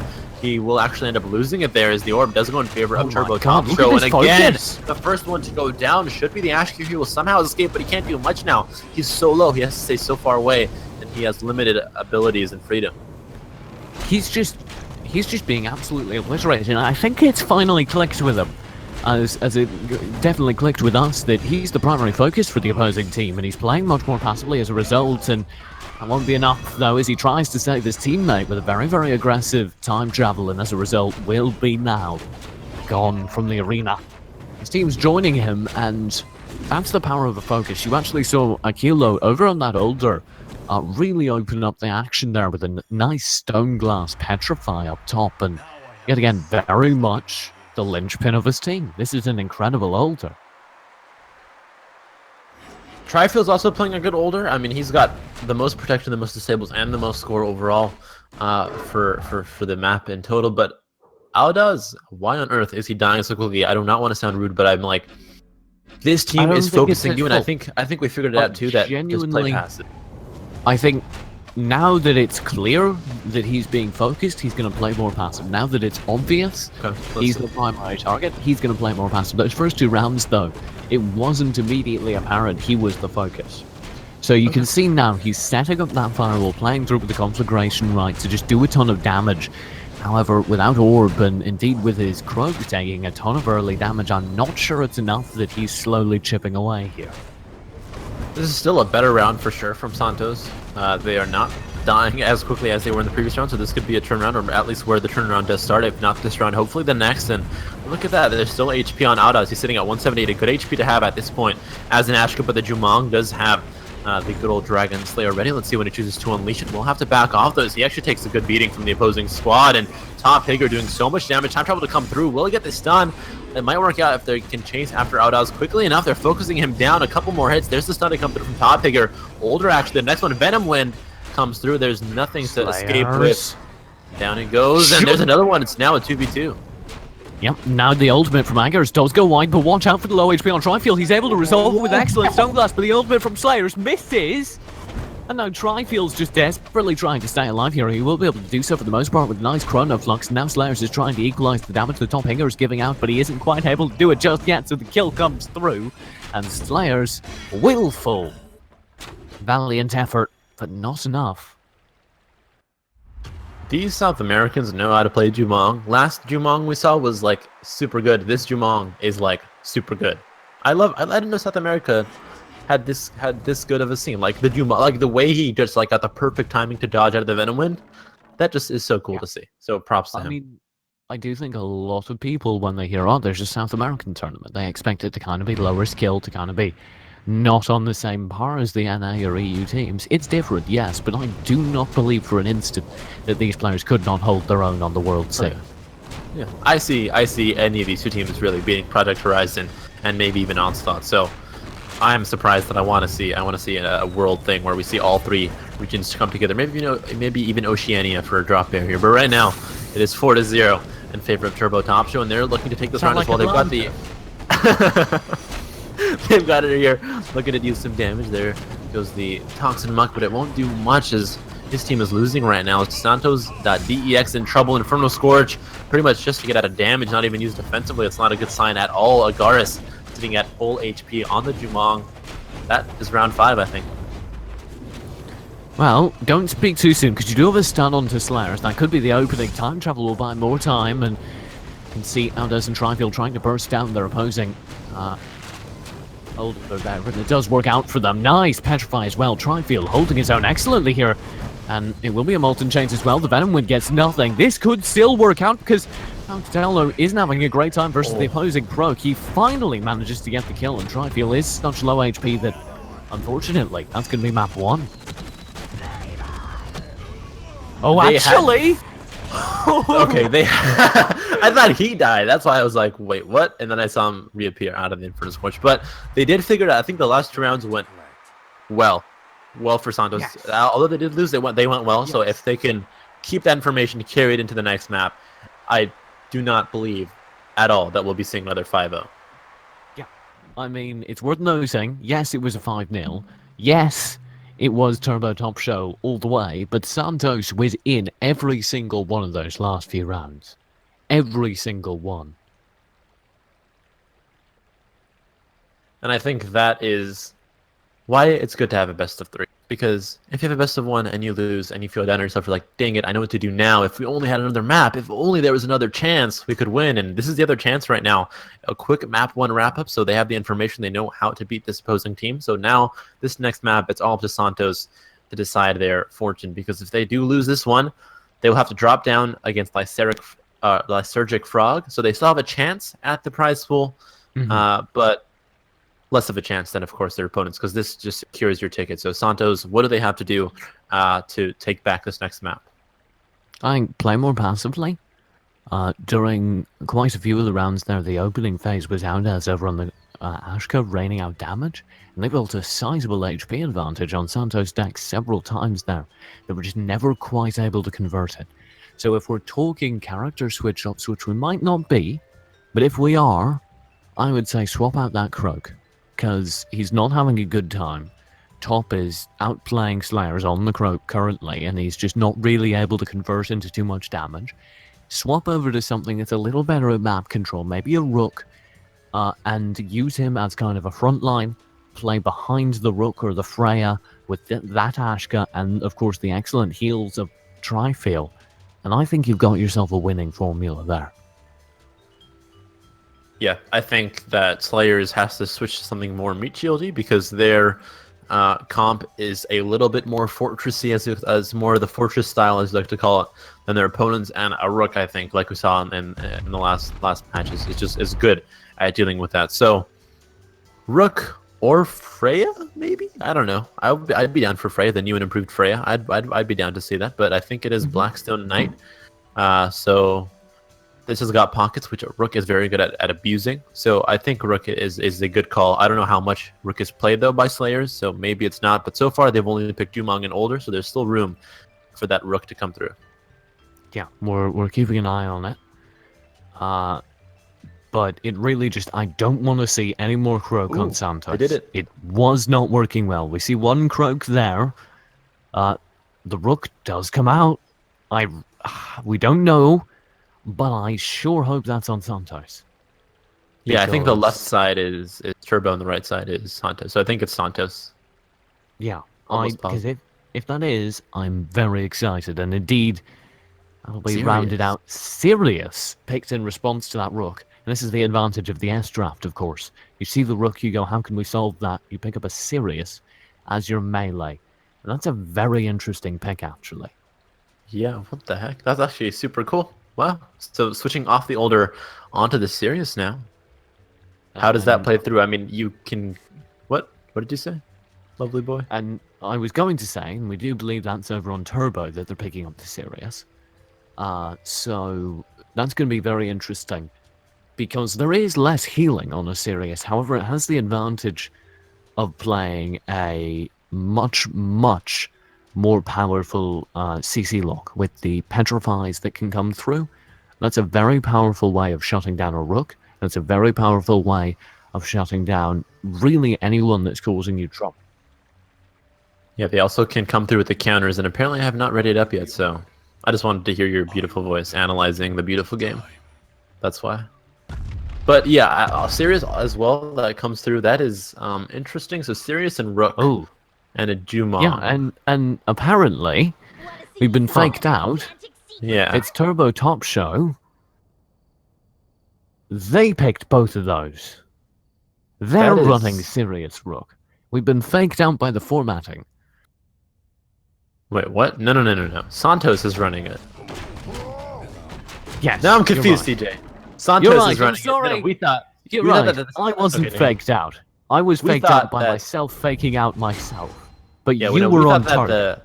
the Sirius was picked up as the counter to the Rook, but the Sirius and Rook were picked up together. So instead of being Yes. one champion switch on both teams, there's two champion switches on one team, and that team is Santos.dex. So they switched off onto a Sirius and a Rook. So they're going for that aggro style maybe as well to play in with this map. And this is, I don't want to call it Onslaught because maybe North America is BM to mention here, but it is Onslaught style where they might just rush down their opponents. And I do like Audas swapping off of Ashka, who's very vulnerable to kind of a stun lock situation, onto a Jumong, who's much better at just kiting damage. However, Slayers is having a terrible time in the opening phase of this round. He's eaten tons of damage. That's no good at all. He's sitting at 43. Will secure the orb, but he has to stay at a distance. Actually goes in with the Russia looking to deal some damage while they're at a boulder as well, but his team is stuck in the northern side. Sirius not doing too well either. Has an Astral Beam ready, but how much can that really do? He's using it now to deal some decent damage. He does not get any healing off of it, though. Very minimal there. He gets timed out with the time travel to come through. He's stun locked, and down he goes. Again, those pockets are good points of isolation for this Turbo Top Show, who have kept their comp, and they're working it the same exact way, playing it smart, playing it slowly, getting rid of the competition one champion at a time. Top will be chasing here, however, Slayers does have a hope back. There's the double ultimate. Actually, Audas tries to even it up and does get some decent damage through the sands of time. Will kill him unless he does something with an iframe. He doesn't find it, so that'll be all, actually. Pretty dominant victory there for Turbo, but I do like the change in comp. I do think it looked promising there. It's a warm-up. I mean, it's their first time playing this comp so far against this team. Obviously, Aklo, Agaris, and Top Figure have more experience and more time so far in the series, so we'll call that one a warm-up. We won't blame them yet. They're maybe figuring some things out. But I do like the aggression that we saw come out from Slayers. I only wish that Tri-Fuel maybe backed them up a little bit more because I felt like they weren't quite on the same page at the start of that round. So maybe going in together as the two melees might have a much better outcome than just Rook rushing in and hoping for the best. Well, they've found that opening petrified. There's the CC lock we were kind of talking about, and it's worked out so far. Stun coming through immediately after from the Russian tops, but going to be much less impressive over here on the Croak. So far so good, actually. Oh, this is great. Damage coming through. But look at that. Aklo sitting at 23. He should be going down. The time better won't save him for long. He will get out, though, with the shifting speed, but it will not matter. Try and feel. Look at that. That is the Sirius. He can chase you down. That is one thing that Sirius has, and that's a good switch to come through. He has Astral Beam ready now as well. If he wants to heal up and deal some damage, might have to use it soon, though. He has a Croak on his butt. Audas will look to peel for his team, and right now the player to watch out for is Top Higger as he Venom wins through. That could be a pop-up. He's the only person left, but he might still have a chance at winning this. Tri-Fuel using it for the healing potential of the Astral Beam. Now Top will have an ultimate and a lethal one potentially. Venom Wind only confirms onto one, though. He's a great Croak, but this is almost guaranteed unwinnable. Oh, there's the ultimate Dragon Slayer to confirm the round. One round to the good for Santos, the first in the series, and especially a dominant one after the composition switch. That's the effect. That's what we were talking about and predicting and asking for, and well, it's all come true, hasn't it, Chim? Yeah, it's good that they not only fixed or changed their competition, but they also changed their mindset. They were able to adapt the same mindset that their composition requires. The first round they had trouble. They went in separately. This time though, you saw Tri-Fuel and Slayers together, rushed in, pushed the opponents down to that bottom pocket, and everything after that just worked out perfectly for them. They destroyed Aklo's HP. He had nothing left. They're looking to follow the same exact pattern here. Sirius is a little bit far behind, but he does have the healing provided. Actually, right now, Slayers is taking the most beating from the opposing team. Top Higger looking to peel right back out of this one. Will throw out a Toxin Muck to keep himself at steady HP. In comes this one. Top Higger has got Rejuvenating Blades as well, and it looked good at the start of this round, but right now it's all in favor of Turbo. Seeker's Mark be the opening for Audas. If he can go ahead and in-cap Top, that could be the opening, but they can't find it, and instead their melee DPS, their Rook's falling. He just gets assassinated there underneath the rain of arrows as the Rook comes through from the trap. And just like that, one round looks to the nice little thumbtack action there, pitting multiple pieces of paper to the board. A 360. There's always time to do a 360 as Jumong. There's never a wrong time to do a 360, and he did it there, but it's still Turbo Top Show. taking this turn. And I think they figured it out. They said, hey, if you're going to try to rush in at us, we'll just have our Croak use the in cap into the stun and burst you guys down. Because Top Higger, I think especially him on that Croak, is just so good at bursting people out when they're just a little bit out of position. And when Slayers looks to engage, he does sometimes get a little bit too overextended. And that is when Top Higger can shine. There's the rush coming through. Very, very aggressive. Yet again from this Rook, and they're securing the map control. That's a nice change for Santos. They do have a ton of map control here. However, I'm not quite sure what they can play off of it. Maybe if they can shut down this rain of arrows and get out of it, at least they could get something, but he couldn't at all, and the first kill's easy. Agaris is a god. He also stole the orb there. He just like slightly went to the right side and took it, so props to him on that one. Now it's a 1v1 against a Jumong and a Croak. I think that's Top Higure winning that any day of the week right now. He might actually be losing. He'll have to jump out. There's a Dragon Slayer looking for somebody. Finds Older off the time travel. Steady shot from Agaris, the opposing Jumong there as well. They'll take care of this Rook early, and down he goes. All that's left is Aldaz, the former Ashka. Now the Jumong. I think he is definitely having a better time on the Jumong, so I like that change as well. But rip in peace. 3-1 for Turbo Top Show. They're now only 2 rounds away from progressing. Jumong, I think, is the right call in response to the problems they were having last time. However, I'd love to see an Ashka with this comp, right? It makes sense if you're going, man, I'm getting stunned. That's my problem. I'm playing this ranged DPS and getting stun locked, and I can't get into the action. You switch to Jumong. However, if the problem is what they're having this time, which is the Rook isn't having enough support damage, he can't find purchase, then you want an Ashka for the slightly higher DPS. Basically, they need a best of 5 if they want to have a chance at winning. That's what TJ's saying.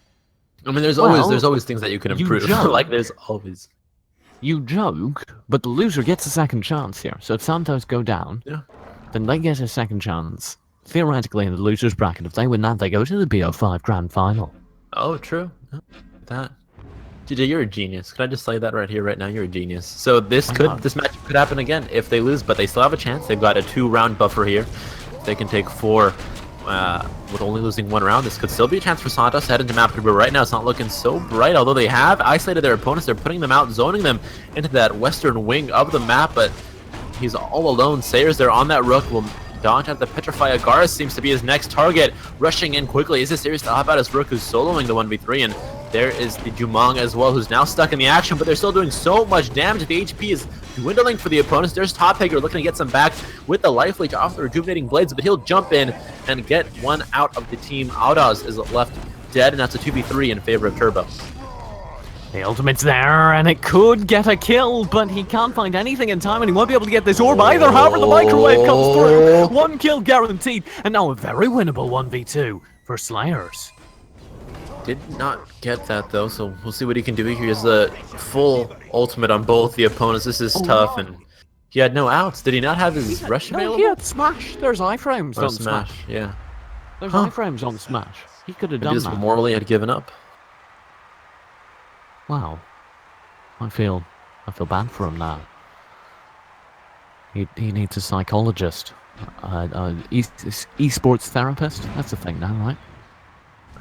Yeah, he just had to think about his childhood when his dad took all of his meatballs and ate them for dinner, did not leave him any. So it's all lies in the childhood nightmares to come through. But look at that, it's decent coming through. Top Higger only at 140 HP now, so that's a good early aggression to come through from Slayers on this one. Throwing out a counter as well, looking for the Berserk, cannot find it though. We'll have to back off. The orb is ready, nobody's looking to contest it just yet though, and Tri-Fuel is the target right now for Akko and Top Higger. They're completely focusing him down. The stun comes through into the Rejuvenating Blades. If he goes down early, this could be the end of it for Santos in this matchup at least, and maybe they can be saved by Slayers, but not looking too bright with that low series.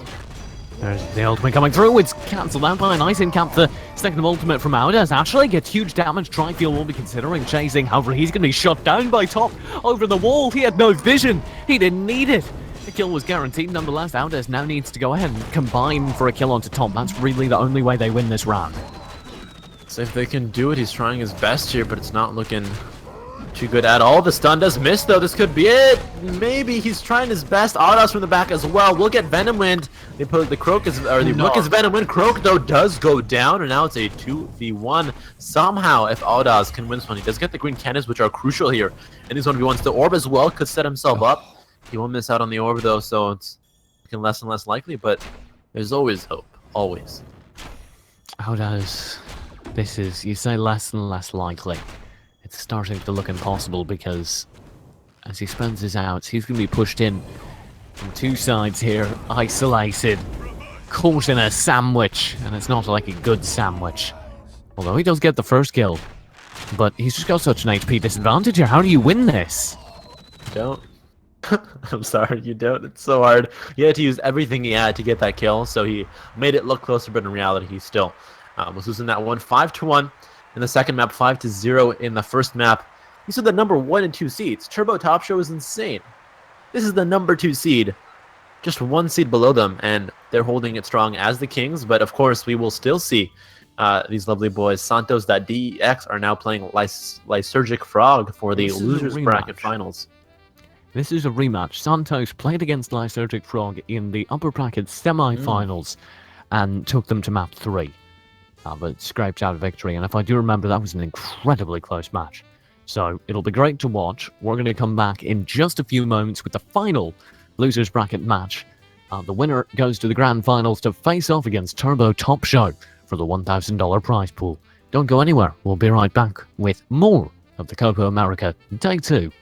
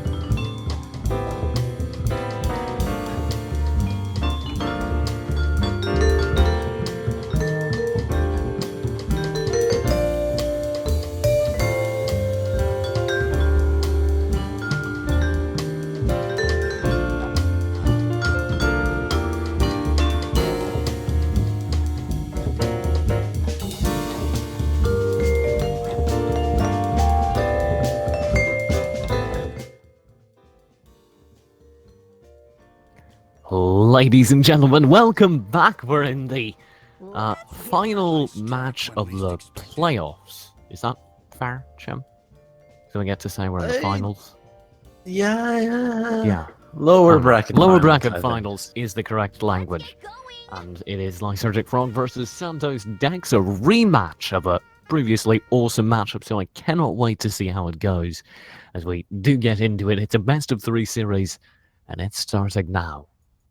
Interesting. So once again, Santos has switched their comp. Slayers is now on a Raygon. Trifield went back to the older. Audaz, though, has kept the Jumong, and we'll be seeing the same thing, no doubt, consistently from Lysergic, the Jumong older Rook comp.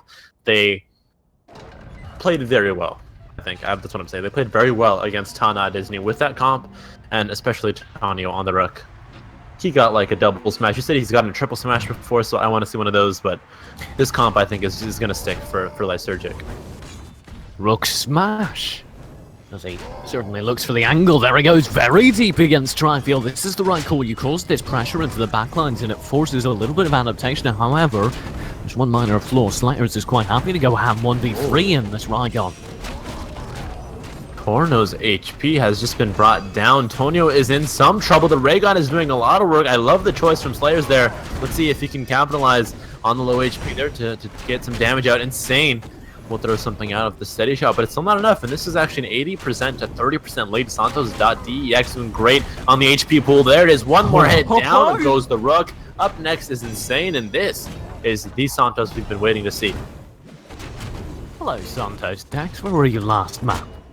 Because that's exactly what they were missing, really. There's the ultimate for the final kill, pinned to the wall, thumbtack style. The soldier will fall, and I think it's really the Raygon.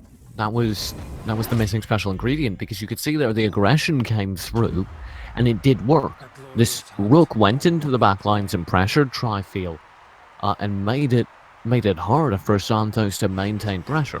However, the advantage of a Raygon with the self-sustain that he has is that Slayers can take a 1v2. And when he takes that 1v2, then Trifield and Aldez felt free to kind of turn Tonio from the aggressor into the victim. You and I have talked about this a lot, TJ, how Raygon is the best zoning / CC melee champion in the game. He can just get rid of you for like extended periods of time, so that's what they need here, and they're using it to their advantage as well. As Slayers from the northern side will take something. We'll look for the parry, but his team still secures the orb for him. Slayers, though, is very, very low. It's 100 HP is not good at all at this early into the round. We'll look to throw out something, but he can't get anybody knocked up just yet, and he's being zoned out, but also doing some zoning of his own, as there goes the Rook looking to deal some damage. Won't find enough, though. Tanyo having trouble last round and this one to deal any in-the-face damage so far. There's the rush coming through, but Tanyo won't be able to secure the orb, and that actually might be a fatal mistake, as he holds the line. There's the time travel in. Tonio will be countered out by an opposing time travel. There's a double hit from the Dragon Slayer arrow, and wow, that's an opening. And this could be it. Raygon is solo. Insane looking to capitalize. He will with the black arrow with the help coming out from Tonio as well. They're looking for this orb.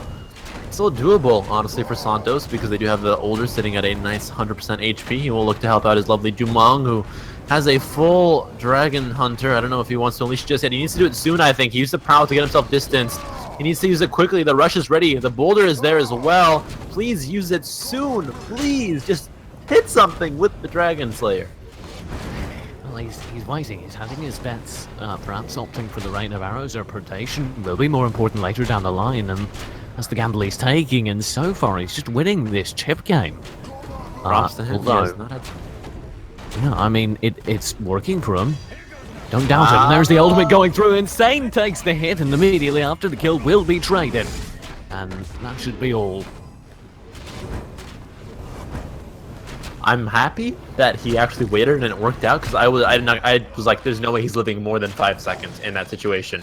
Audaz, but he lived like 30 seconds in that situation, so props to him there, but it's still in favor of Laqua and crew. Lysergic Frog has tied it up 1-1. I think, again, like we saw in round 1, how Slayers was the reason they won. I think Slayers also the reason they lost. He just could not do any isolation at all. He went to 50% HP in like 30 seconds there, so Slayers is the key. Yeah, I mean, it is. you do see compositions like this where you can pin down, you can say, here's the key player, here's who needs to succeed for the composition to succeed. And if you have a composition which relies on one player drawing focus, one player being kind of the big flashy anime boy, well, then he needs to be big, flashy, and anime. And Slayers was distinctly cartoon last round as he goes in for this orb. He won't be able to get it. That could be a sign of bad things to come as that focus comes through, and my god, he goes down! What was that? I don't know. Definitely was not arigato gozaimasu. Definitely the opposite of that one. In goes Tanya looking for some damage. Both are at a boulder toss and into a smash. This is just complete dominance. They're sitting at 87 HP, now 90% HP to the 34 of their opponents. They are demolishing. Tanya will take care of the ORPS all the time in the world to take care of it as well. The opposing older Trifiel is stuck. Does not know if he should heal himself. Heal Audaz. No idea what to do here, and he'll be getting a time travel to his face. We'll be able to dodge it out though. In the shifting sands, but I don't think it'll really matter because this 2v3 matchup is a really hard one to win. Have you ever seen someone just melt like that? Like that was a truly astounding. I don't know. There were no ultimates in it. That's what made that so impressive for me. Normally, when you see people vanish off the map like that, it's because of an ultimate.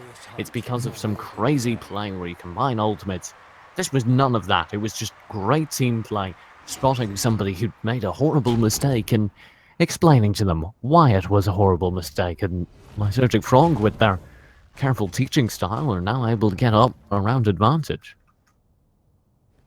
Yeah, I'm speechless. I don't know. I have not seen somebody get dead that quickly without an ultimate. I think it's just that they know how powerful auto attacks are, because I think all three of them were just constantly auto attacking that whole time. So although they were using abilities, they were also using their mouse ones or their auto attacks, and sometimes you forget how important those are, but they did not, and they have the lead now, 2-1, but this is an early aggression coming through from Tenyo. We'll have to back up. Tanyo actually is in some trouble, pummeling through, looking for something. Maybe he can get an in cap off of this one. He's got two members up against the wall. He needs to pummel soon. We'll get time travel though, looking for aggro onto Raygon. Finds Animo Weeb Boy, but he's not the waifu he was looking for. We'll have to back off, and still continues into that corner. So much damage to come through.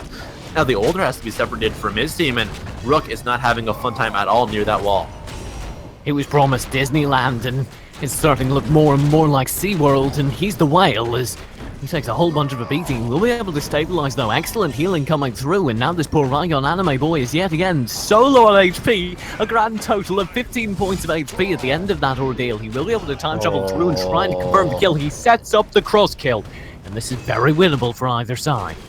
They've killed Moby Dick. It's now a 2 versus 2. Let's see what they can do. The orb is under contention. Gets one out for the first time this round by Santos. They've got one orb to their name. Be how they win it, but they're just so separated. Look at this. They're just completely cut off from each other. This is good. Shifting sands to put him back into position. He can get the heals now onto Audaz to do a little bit more than just one rejuvenating sand. So he needs to provide constant healing and have that Chrono Flux up to deflect some damage to come through from the opposing team. As they look for the orb once again, Audaz cannot secure it. There's a nice stun combo. Theoretically, the quicksand comes through, and that chunks a huge amount of HP damage. Actually, could be the opening here as Trifield's able to slip away from the attempted punish back onto him, and Wax has now been dropped down to comparable HP to the two members of the opposing side. Sitting at 39-29, not too shabby, close enough. Now 36-30, this is actually really close. Time travel is ready, as is Dragon Slayer, only on the side of Santos. The other team does not have ultimates yet. McQuacks should be able to get there soon enough, but I think it's who unleashes that time travel first. Who can get the stun off, then focus down, might be the victory here. There it goes, time travel. It's only one. Audaz is going to die, and could be the end of it. A 1v2 for Older in the situation is not healthy at all.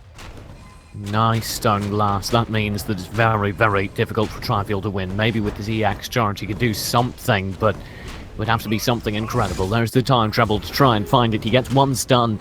Timebender eats up some, but he will fall. And Santos, it really felt like they were inching their way back into the round, but a little bit of over-aggression undid all the work they'd done. Well, that kind of sucks. That was like, I'd say, 3.5 minutes of battle right, and you lose. They fought for it, but they did end up losing that round. Now they have got 2 more rounds to when they've been in the situation before. Last time they lost it, they do not want to win it this time around because they really want to get to map 2 with a win on the scoreboard. But what was the downfall there? We talked about aggression, but anything else you saw, TJ, other than just over-aggressing? I mean, I would really, really, really love to see Slayers get a bit more support here. Because we keep seeing Slayers get caught out. That's really the secret. We keep seeing Slayers get just a little bit too far separated from his healer, and you can see just a little bit better this time. But even now, look, there's no line of sight healing for Slayers.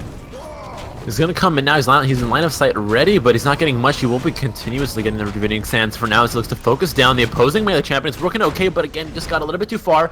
Good job by him to leap out of that one now. The rush will get stunned out or petrified out by the stone glass. Props to Tri-Feel. Beautiful play on that stone glass there. He'll get focused with the boulder to his face. There's the pummel to come through. He's trying his best with the rush. The Dragon Slayer will hit. Dragon Slayer does hit from Audas. However, Slayers was able to do an excellent job with the time travel to go ahead and stop what could have been a lethal push from Tonio. Now the double petrify is the only hope to stabilize here for Lysergic Frog, and they're doing an excellent job of it. The quicksand lands, and that's actually huge fatal damage. Now the kill comes through. Tonio, I thought he was dead, but it's all worked out, and now we need a cross kill to come through for Santos. Else I fear they're on that point.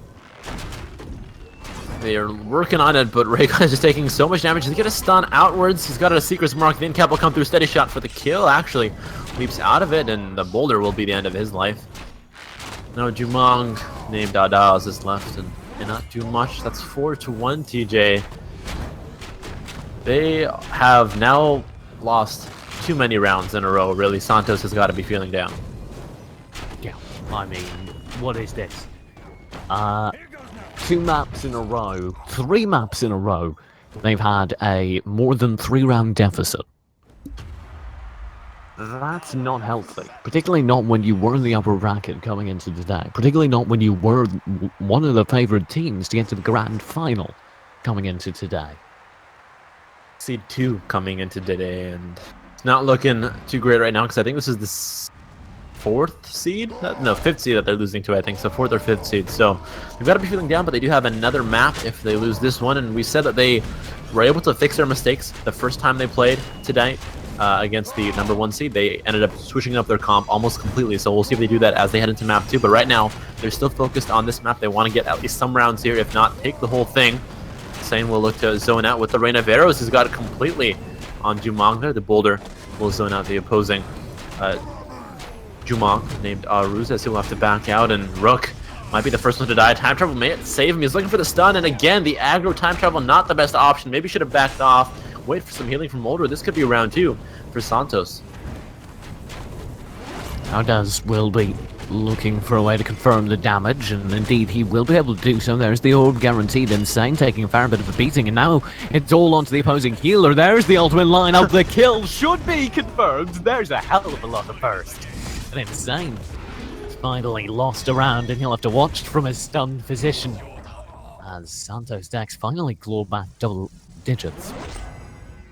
Not bad at all. And now they've got 2 rounds to make up to tie this one back up. But what did they do right there? I think for me is that Slayers did not extend like he has been. The rest of the Slayers played that one very, very well. Jumong provided the support that Slayers was able to find an opening, land a double stun, and that opened up the whole map. It was all about the damage coming through from Audas there. Alright, we'll see if Audas can keep up that damage to come through. He's got the opponent stuck up and the bump away on the older, nice and funny.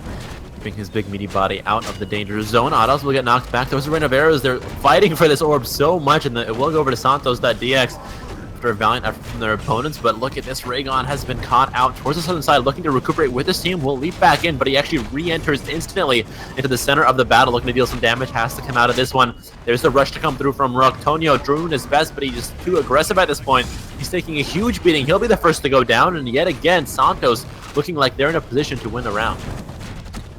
Will be the first and second orbs going in favour of Santos, building him a decent amount of HP, and Slayers is able to land his first Dragon Bomb for a stun and a separation onto Insane, meaning the Lackwags should fall soon as Tri-Feel will be landing the Petrify and trying to confirm the kill here.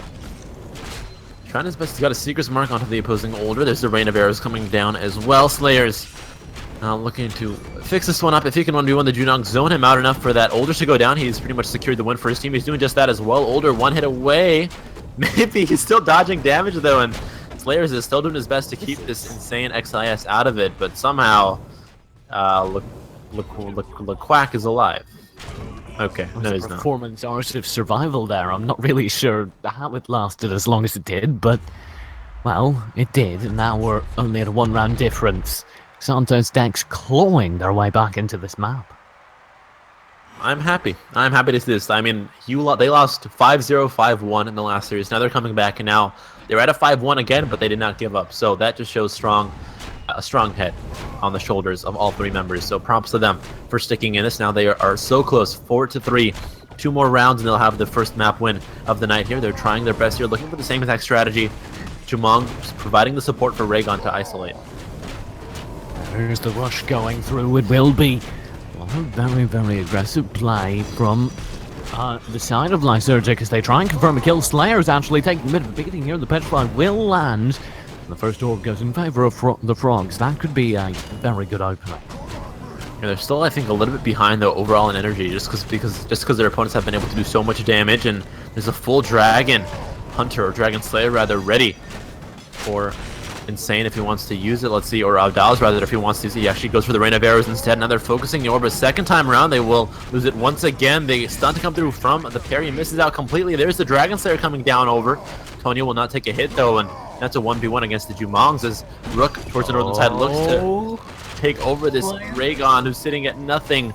Rejuvenating heals will keep him looking okay, but still not healthy at all. Parry is there. This could be a turnaround, and it is, but he goes down as well to 2 versus 2 now. 2 quick kills. Both teams add a kill apiece. The next one to go down should be this Jumong. He will have to predation him his way out of this one. Insane XIS doing his best to stay alive. There's a time travel. Will be used aggressively. Ardaz combos it with the ultimate. One more hit. Needed just one more hit, and this could be the win for Santos. They're looking for that last hit. Will be a predation used to go ahead and build the distance, though. Insane doing an excellent job staying alive here. The problem is his healer isn't doing too hot either. Has actually managed to land a Petrify and decent amount of chunk damage onto his opposition. Trifield went from having a sizable HP advantage to now being about even. Of course, anyone here can go down with a second of focus, and this makes it so dire for Santos. Sure, they have a bit of an advantage. Yeah, and beautiful. now a man advantage, but isn't it enough? I think it is. There's a time travel ready, but I think they can figure this one out quickly. There's also a full ultimate. The time travel, if that lands, it's end of it. Yes, it is. Beautiful. 4-4. All tied up, battling back from a 4-1 to a 4-4. This is Santos' map to win. If they take this next round, that is almost a reverse sweep in this map, and just props to them for staying strong this whole time, really. That's just mental effort, really. I mean, you can talk about their mechanics a lot, but being mentally strong enough to come back after losing 5-0, 5-1, and then 4-1. I love them. They're my new favorites. Well, Santos, sure they've got some mental strength, but now they need to back it up, because this is where all the pressure comes down to. Final round of the first map here, and it's been ugly so far. Insane taking sizable amounts of damage, and Santos secure the first orb. This is looking great for them. It is indeed, but last time the first orb was secured by Lysergic, so there was a turnaround from their opposing team. Let's see if Lysergic can reciprocate. Oh. Look at that! The Rook is being beaten to death, stoned to death. Old Christian style, he'll have to back out of this one, but he actually re-engages. Full ultimate already ready for Trifield. He can use it whenever he wants to. The orb goes in his favor as well. He's got the HP advantage here too, so this is all Santos' game. They've got this one under control, looking to head into map 2 with a victory on their belts. They're still looking to focus down. There's a time travel to come through. It won't miss out though. Aduaz just uses it as a way to get him zoning into the correct position to throw those steady shots through. Tonio looking for more damage, but he'll just take damage to his face here instead, and he's all alone. Does get a double hit on 2 of his abilities, but it might not be enough to keep him alive. He is still alive though.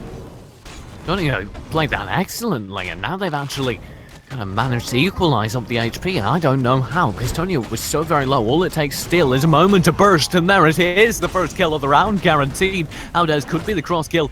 Given the Seeker's Mark supplied, the incamp, however, won't go onto him, instead onto his opposition, and that might just be it, as Insane is insanely low on HP. And looks like he will be bludgeoned to death. Oh, TJ, when will you stop? But we'll see. Slayers will back out. Go back to the center as insanely low as Insane is. He still has a chance because his older can heal him back up. And there's the Rain of Errors looking for the orb. They're fighting for that extra HP from the orb, and they will not get it. That's 4 orbs now, and it's a 1v1 against the Jumong. Somehow, they got an in cap. Insane could turn this one around. One more hit, Insane. Can he out mechanically play the opponent? Yes, he can. I don't know if it'll matter, but that was still cool and still exciting. But that was a nice little 1v1. Jumong v Jumong, and he will still lose, I think. Please, well, maybe. That should be all, actually. He's built some distance, but he will fall. Man, Jumong v Jumong fights are amazing, though. It's like watching 2 blind men fight on a United flag. Not going there. Okay, 5-4 in this one in favor of Santos.dx, and this was a rematch, and actually in the semifinals of the finals, or the winners bracket, where these two teams have met before, they went to 3 maps and Santos won. So Lysergic have a big chance to come back. Like, this is not by any means Santos's victory in map 2. They have to fight just as hard as they did in map 1. Yeah, I mean, map 1's over. We still have potentially 2 more to go. So it's not over by any means. Of course, the winner of this goes to the grand final to play for the $1,000 prize pot. The loser goes home with nothing, because we only pay out to the first 2 places. So this is really, really pressure. Wait, I'm confused. If first place gets 600, second place gets 250, that's 850. Where's the other 150 going?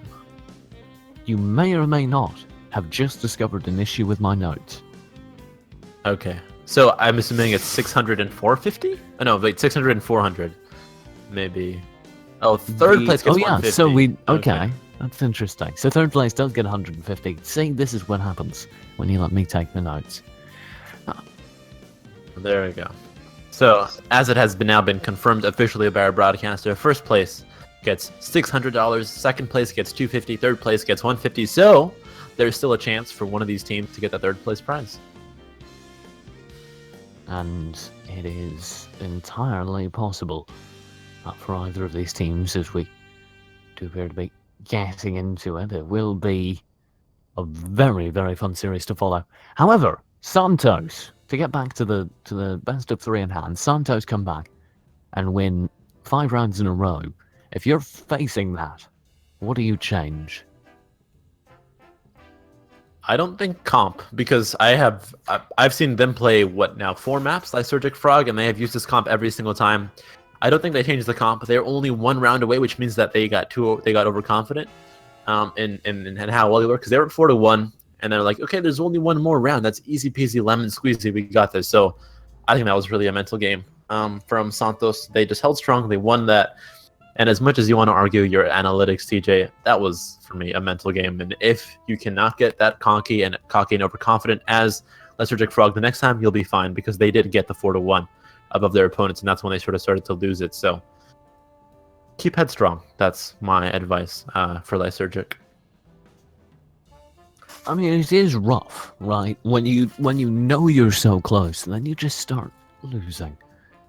And you're really, really, really close to getting there, and you can see it slipping out of hand. That is really where where mental composition begins to break down. So it's worth asking, are Lysergic even really in this series now? Are they able to, mentally reset at this point? That's the question. I don't think the question is in Champ Selects either, because they're all just so good. Tonio, the best work I've seen so far. Lequax does amazing as well as Insane on the Jumong. So champ picks, I don't think so. I don't think they won anything else. I don't think they played that one wrong champion wise. What's the map, by the way, TJ? Do you know what the map is by any chance? Skyring Knight. Okay, Skyring Knight. So maybe we can talk about how the map might play, and assuming that the teams keep their comps, because I think they will. Santos won, no reason to change. Lysergic, they did lose, but I don't think they have a reason to change either, because this is definitely their most comfortable comp. Yeah, I mean, Skyring Knight is a bit more focused on center control. It's a bit tougher to keep center control because the orientation of the map, of the walls on the map, you don't have a very, very tight contained area which is definitively the center, like you have a lot of different maps. So that's going to put more pressure on your Rygon, on your melee champion, acting as your front line, and give more opportunities for flank champions like an Ashka, like a Jumong to go ahead and run around the side. No. We did see Skyring Knight as well. Lysergic played on it. The first map they played Tana Disney, and they did just that. They used those northern corners, those pockets in the north, to isolate. So no doubt they'll be looking for the same exact strategy against Santos. But maybe Santos can combat that and not get stuck in the corners like they saw their friends in Rivalry, kind of. I don't know, but they saw Tana Disney play, and they do not want to do the same thing that Tana Disney did on this map. That's what I'm trying to get at. And TJ agrees, right? TJ, I do. Yeah, That's why I agreed with agreement. Silence is bliss. Actually, ignorance is bliss, but so is silence. 1-0 though on the map. Santos.dex did win that last one, and if they win this one, they get a rematch against who they just lost. But Lysergic Frog took them to a map 3 in the last matchup yesterday that we saw, and hopefully they can get to the map 3 as well in tonight's games. We will now have the same compositions on both sides, so it's gonna get into Tonio holding the center, really. I think that's what's gonna flag it out. Is it Rygon? Is it Rook? Whoever holds this center control will, I think, decide the map for their team. Well, right now it's pretty even. Nobody really has it. It's just going back and forth between who has the center control. There's the counter to come through from Tonio, but it'll miss out completely. Here comes the opposing Juman looking for some damage. It will actually dodge out of that one with some iframes. The rush not landing. The Seeker's Mark will not hit as the counter comes through and puts him into Berserk mode, but again, it's all up players to get the Raygon damage through, to get the isolation, but he's taking a lot of damage instead. He's got 2 hits, 3 hits. The steady shot will do it, and down he goes. It's a quick kill onto Slayers. And that should be the round, really, and you can see Tonio took a sizable chunk of HP, but was able to stabilize. Nice orb steal, actually, from Outhouse. That gives him almost max HP. Trifield not too much worse. Now, though, he will be, as his HP begins to dwindle. That's not good. Santos look like they've lost round 1 again. But they lost round 1 last time, so I guess they're not too worried, but this is also Lysergic saying, we just lost 5 rounds in a row. Not happening. We're breaking the streak at the first round of map 1, and they did, so props to them for doing that. But again, it's just the same mistakes we saw happening in the first map, where Slayers would just overextend, just lose complete control of what he was doing in his positioning, because he can get body blocked out from his teammate. There's that fight rolling through. Kill will be confirmed. And like I said, I think Lysergic do have an advantage on this map because they're running the Rook. Rook is a center control champion. He's a map control champion. And if he manages to hold it, well, it can be smooth sailing over on the fronts. Now, the way Santos can counter this is just not engage. You let the Rook run forward, try and hold center, and you don't give him anyone to fight. Instead, you flank. You attack from all sides, and by the time the first orb is up, you've done half HP damage onto Tonio. If you can do that, then they're not able to hold center control to that same degree, and it's much easier for you to get the orbs, for you to hold the center, and for you to win the round. And you can see that happening to a certain extent here. Tonio, though, is refusing to engage.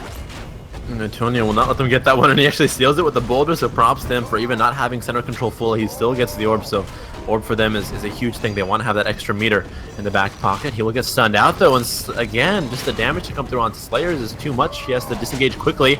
He will look to re-engage with the rest of his team, as Older can no doubt provide some healing off the rejuvenating sands. Another parry to get the stuns off. We'll have to leap away, and the orb will go in favor yet again of Lysergic. The time traveler will be deep into the backlines. Tonio airdropped in, trying to get that flank control coming through, and it's working out decently so far, but he's been rooted, and that could be fatal. Alvarez managed to stabilize, and now it comes back to Slayers. Watch Slayers, because this is the game on him. Yeah, this is all on his shoulders right now. He went aggressive with the time travel. He will be able to swipe away the orb, though he got to swipe onto it to keep his team there with the energy, but he's so low. The parry's not helping him too much. To stun there onto the Rook, just barely missing out, has to leap away. He's spending his whole time, his whole cooldowns to disengage. His team does not have somebody to help isolate opponents with, and Older as well, not looking good at all with the 45 HP. They're just going to be running away for the rest of this match. Maybe now Slayers is sitting at 85. Maybe he'll look to come back in, deal some damage, be the player his team needs him to be. But right now, he's dead, and it won't matter because Trifield cannot help him once he's dead. And the Jumong Aoda is not having a good time either. There's the second kill confirmed. Time travel will land. There's a predictive Dragon Slayer waiting. The recast of Dragon Slayer. That could have been ugly. It almost was, but it's pretty. We like pretty things here. 3 orbs in favor of 1 orb. Lysergic takes that one 2-0. Similar pattern to last game, I think. No, actually, last game, Santos definitely did win the first map, so forget what I just said. But now it's 2-0 in favor of Lysergic Frog, and they are looking pretty strong. I don't think they've lost a single member yet. So they've pretty much had 3 people left on the map after the end of every single game. Yeah, I mean, they've been looking excellent so far in this game, and it's definitely a pleasant change from what was an ugly start and end to the final. To the last map, rather. Tonio here, keep an eye on him, because he is getting pressured more. We talked a bit about how to counter a Rook, and this is what they're doing, and I appreciate it. He was not paid attention to at all, but now they're looking to finally switch focus over to him, but he has got his eyes set on the Older. Older will get out of the danger zone. The meat just misses. Boulder hits the Older, sitting at 23, now 30. It has got a bit of shielding as well, but it might not be enough. The opposing Older over on Laquax is sitting so healthy, can focus all his attention on healing up his teammates. Audua is now looking to deal something from the center of the arena. There goes Slayers looking for some damage. Won't find much, though, as still nothing to come through from Trifield, as he is now dead. And bye-bye Trifield. Hello, Lysergic Frog. This is yet another round in their favor, unless that Raygun ultimate does something crazy. Slayers will get a ton from the Raygun ultimate, actually. That's one of the more effective ones I've seen in recent memory. However, focus should come through. He will be able to keep himself alive for a surprisingly long time, but it will not be enough. And as such, now this is an impressive lead being built up by Lysergic Frog, 3-0. And a terrifying 3-0 at that too. As you cited previously, they have not lost a player yet. Yeah, I mean, they have been close to 50, usually above 50 as well, every single time on the HP pool at the end of the rounds, and they'll be at 51 here, just barely. So 53, the last Rejuvenating Sands will pop them up 2%, but commanding lead. Not a single player lost, 3 rounds in a row of perfect play, 4 orbs to nothing. This map so far has been all them, but of course we have seen Santos.dex come back, so maybe this is when they start deciding that they want to try. I don't know, but last time they went down 4-1, then they won 4 in a row. Now maybe they want to go 3-0, and then win 5 in a row, just to keep it flashy. Well, I'm all for keeping it flashy, however, I don't think my heart could take it. So, it's in one case good that we're having such a straightforward match, all things considered, because it might very well develop a heart disease if we have another 5 rounds in a row comeback. I hope you don't. I don't know much about heart disease, but I know that no disease is good. So I hope you don't. You don't at all. I'll pray for you. But Trifield will throw at an early time better to look to do something here. The Boulder will keep his teammate on the Jumong away. The cancels of the rush. They don't know when he's going to go in. He's canceling it. Actually will go in this time around. Slayers has not taken damage like he usually does early on, so props to him for keeping his HP pool relatively high, but this is where he just gets sandwiched by all 3 of his opponents. He's got a full ultimate ready. He'll use it. 2 off the double. Pet, that is huge damage. Tonio taking a beating here as vulnerability will allow him to get aggressive onto Outdoes. However, he's going to be read perfectly, and this is looking excellent for Santos. They've managed to stabilize. They've dropped Tonio incredibly low, all things considered.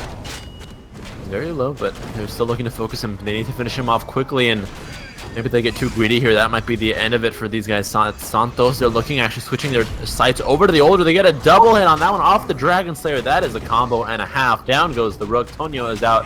Laquax to go up next. He's sitting at 30 HP, now 44, but he'll be next, as well as Insane, who's sitting on 75. This is finally a round in favor of Santos in map 2.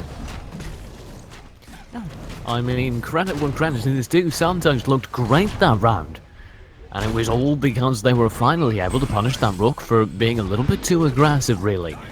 And we talked about how you do that. You flank, you attack from all sides, you don't give him a single target he can really focus in on, because Rook's damage is all in his stun lock.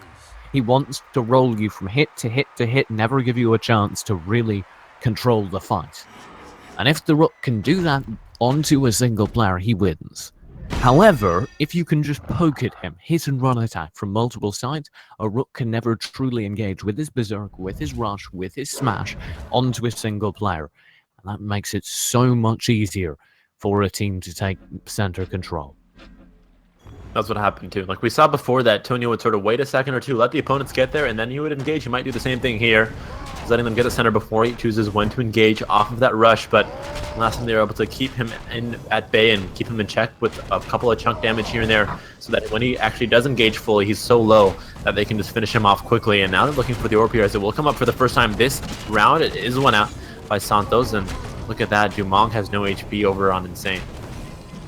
How does reading Tonio's aggression perfectly, Black Arrowing away from that rush especially. However, the counter is going through onto their own aggressive melee character, as it's the Raygon of Slayers being countered thus far.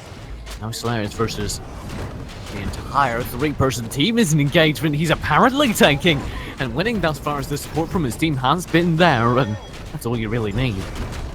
Oh, Dawes also has got the full ultimate ready. He's chasing down Tonio. He's actually going to cancel it out. Smart play. Look at that. The cancels and the flicks will keep him alive here and get rid of Tonio's HP. Lakwa is dead. All that's left is Insane, and he can't do much at this point. He'll take a Dragon Slayer to the face, and he'll go down 3-2. They're doing it again. Yeah, they're doing it again. Like, Surgic has to lose, or no, Santos has to lose before they can win. Like, they can't win. Jim, they can't. My chest is hurting. I have a pain in my chest. What did you eat today? Actually, tacos. I ate pretty healthfully. Healthfully, all things considered. Yeah, I had some tacos. They were pretty nice. This morning, I had toast for breakfast. Pretty healthy. Take some Tums. Take some Tums. Tums fix all problems.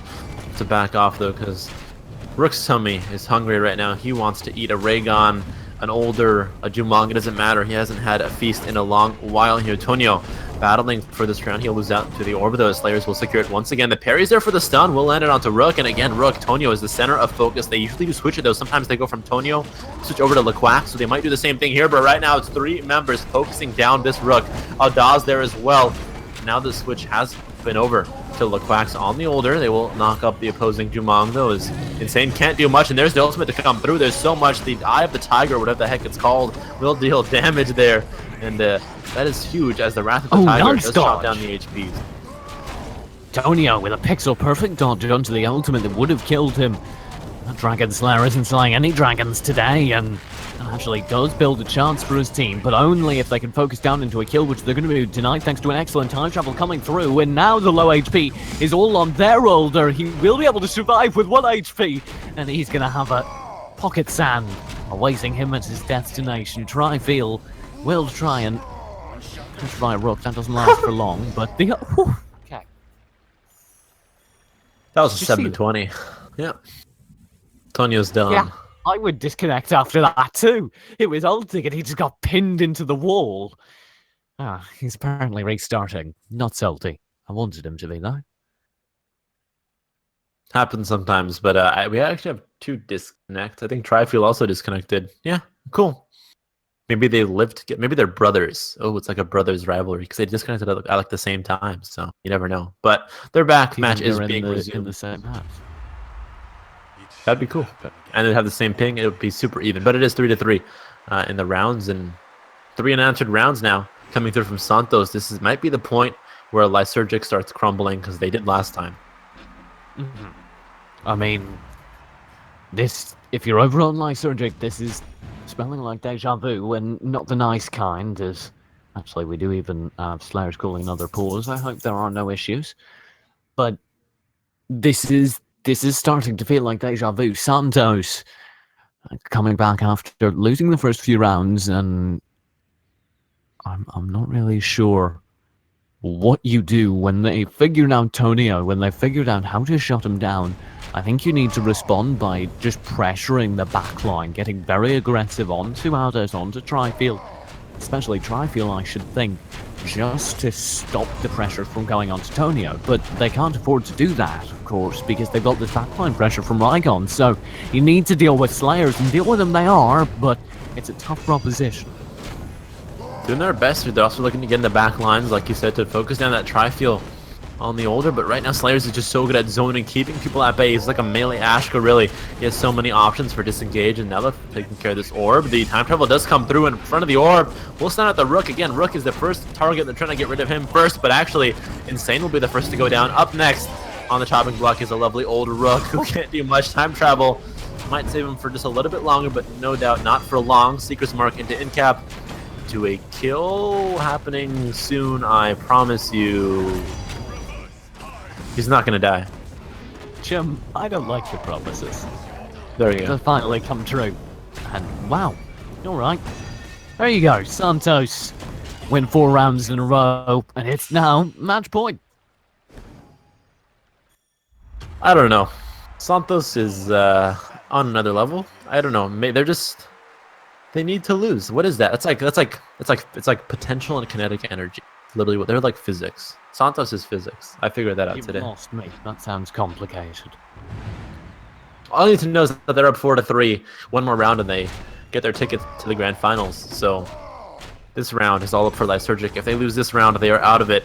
And even if they win this map, they still have another map to go through. And right now, Slayers is ready, along with the rest of his team. They do not want to go to map 3. They have fought for these 2 maps so hard. They need this last one. They're doing their best. There goes the early aggression to come through.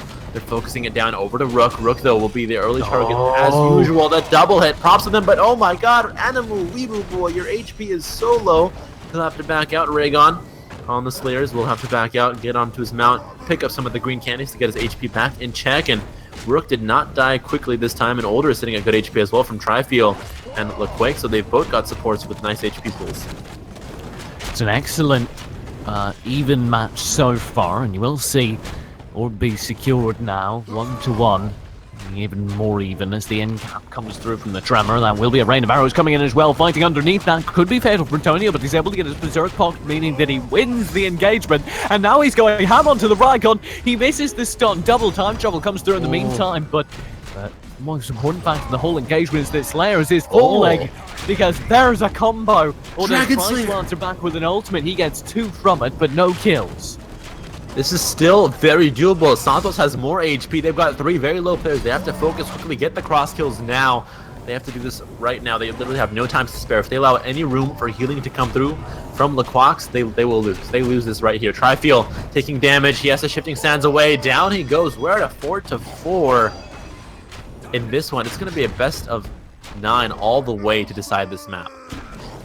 We're going to the final round, and Lysergic Frog need to win it for their hope on a map 3. Santos, they win this, they're guaranteeing themselves $250 and a shot at the full prizing in the grand final. I don't know, TJ. At this point, I don't want to say anything and just let the game happen because I want to know what happens next. I wish I could fast forward, but we can't because it's live. We promise you. But 4-4, 150 there on the rounds, and this is anybody's game. I don't know who's going to win this one. I need to see, so I am going to try to talk as quietly as possible so we can see exactly what happens here. There it goes. They're looking for the orb here. They'll take it. The first one will go in favor of Lysergic. This is a good way for them to get into that map 3 scenario. Rook taking some damage. It has been rooted down as well. No room for mistakes in this one. Aldaz is getting a beating from the Berserk Rook there. Will throw a rain of arrows and get out of that one with a black arrows, but Raygon again has taken too much damage. We'll have to disengage very soon here. He has done that, and he's looking for heals now from the older on Tri-Fuel. Slayer's closing the distance. Can't quite find anyone to collapse onto just yet. He needs to play this so carefully because of his low HP. There's a stun lock coming through in the meantime. Tri-Fuel takes huge damage. Slayer's the shifting focus sheds to him, and the meat bolt seals the deal. I think we're going to map 3, Jim. Ardaz is going to say no, though he wants to use that Dragon Slayer. Can he do it? He has time. He has set the setup. His older, though, is not looking healthy at all. Will miss it, and I think that is where we can call it, TJ. We are going to map number 3.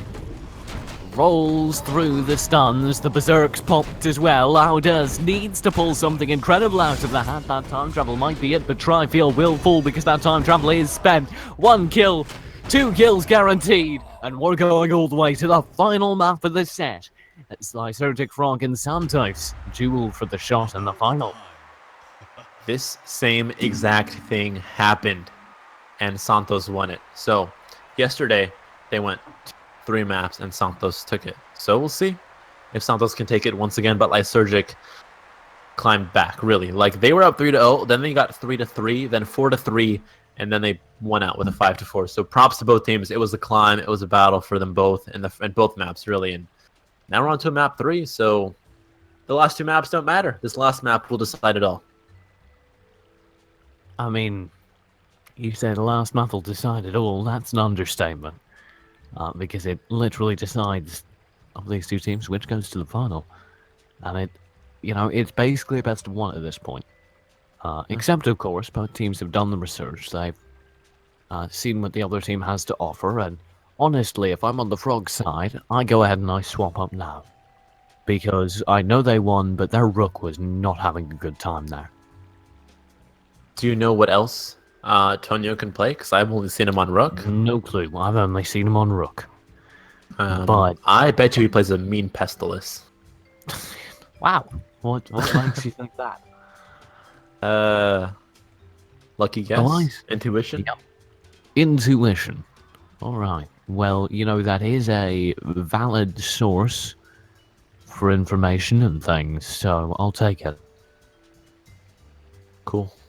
But DJ, let's talk about map 3. Do you know what map 3 is? Because I don't think I do, but maybe you do. I am just as in the dark as you. We'll find out. We'll find out as soon as we get in. Okay, cool. Well, you said you want to see a team comp switch off the Rook onto maybe another melee champion? Maybe. I personally think, given the way the matchup's gone, a Bako wouldn't be the worst choice in the world. It would certainly be an interesting swap-up that's very, very worth exploring. But it always does come down to, can you play them well? Do you like playing this character? Do you feel good playing this character? Apparently, Tanya cannot play Pestilus, according to Aklu, who is a competitor in this tournament. So there you go. He's on Turbo Top Show. He's waiting for the winner of this match, because the winner of this match decides who his team plays against for the full kit and caboodle. And my intuition has failed me once again. Well, we're now into the lobby for the final map, and we'll be seeing how it all works out. I do think this might just be default. I don't actually know, but I do think it's going to be Mount Arrow's Knight. That fits with what I remember of the map ban. So that should be a very interesting thing. Tell me why. Why is Mount Araz Knight so interesting? Because it's got some tight choke points and pretty easy to guarantee center control. So a Rook, for instance, could be very powerful. But you just said to switch off the Rook. I know. And that's why it's interesting. Because it brings into question, I know the Rook's being countered. I know it feels like they've figured out the Rook, but this is an excellent map for a Rook.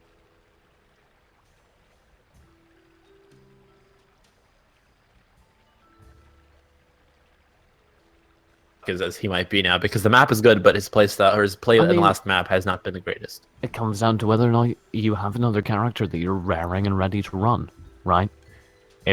If you're like, oh man, I want to go ahead and run my Bako, then you instantly know what to do, right?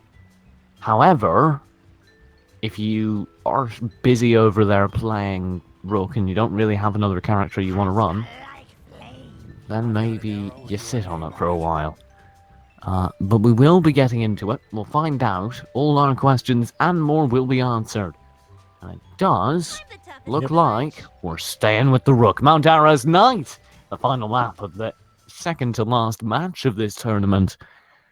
And it's a Rook, Santos Dex versus Lysergic Frog.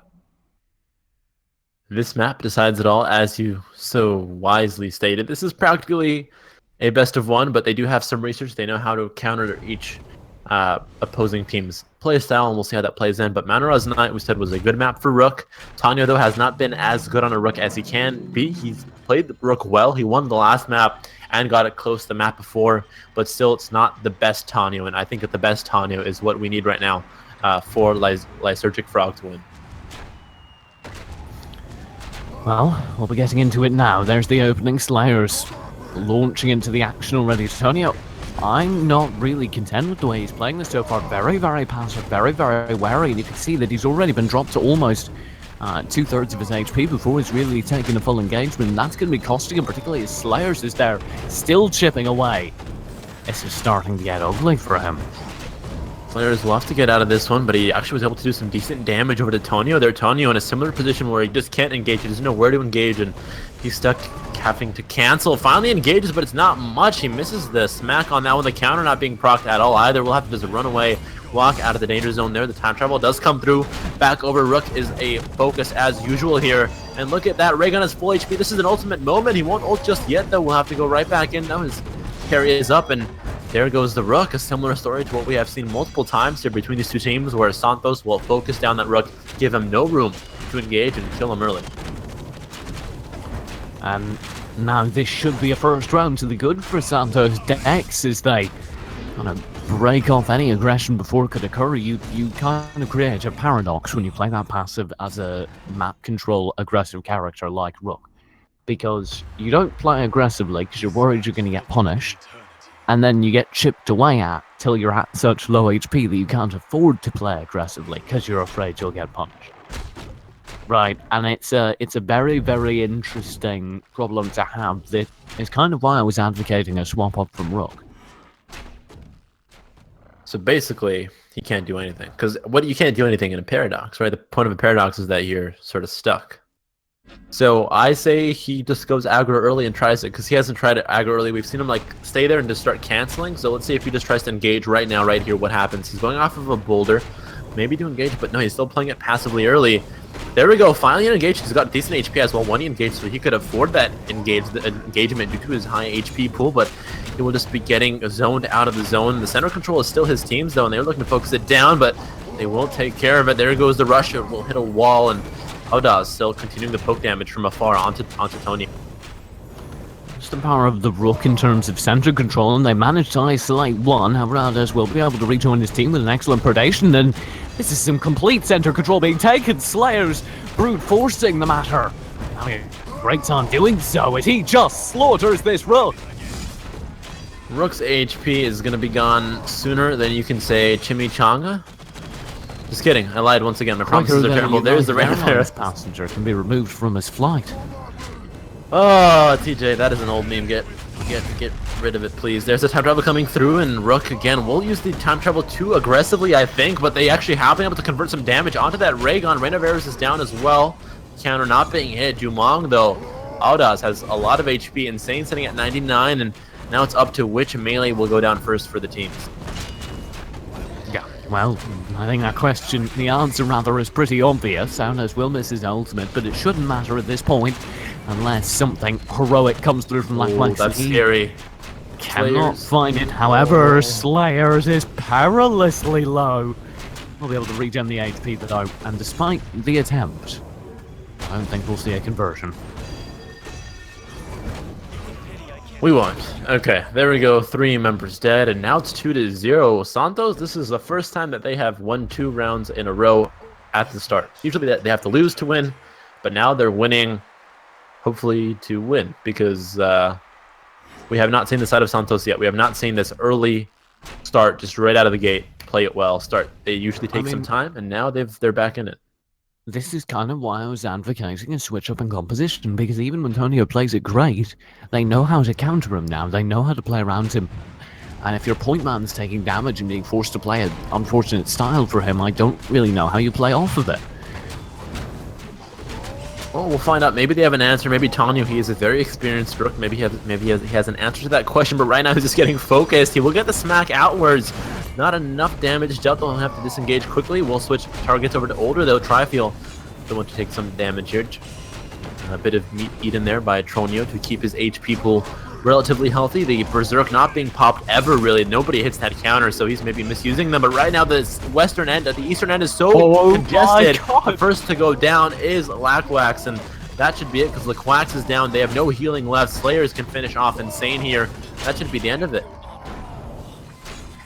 In case you didn't catch that, that was a Dragon Slayer ultimate off the back of a nice double stun. And, well, just like that, nothing really came of it, and there was an instant round secure almost for Santos, and left with a Rook in a 1v3. Make that a 1v2, actually, but a very, very difficult one. Let's go, Tanya, let's go. Dun dun dun. Well, he needs to get every orb, every green HP, and I do not see how he does that, particularly not when he's at such an HP disadvantage so early.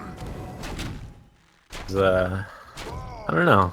I have no answers to that question either. He's trying to strafe around, but there's just too many projectiles coming at him to strafe around. He will not steal the orb, and the counter again, not proc. That's actually a thing I want to talk about. Tanyo's counter is almost never being procced. I've seen it proc maybe once this whole map. That's also funny, but I've seen it like proc once. When you play against somebody for 3 maps in a row, you start to figure out their timings. Which is why maybe Tanyo has to change his timings, because he pretty much has a very similar routine each and every round, how he starts it. It's a rough... It's just rough, right? When you play a character that's counter-specific, when you play a character that's being chipped away at and definitely focused like Tanyo is, it gets frustrating, and it gets very, very hard to pinpoint exactly what to change.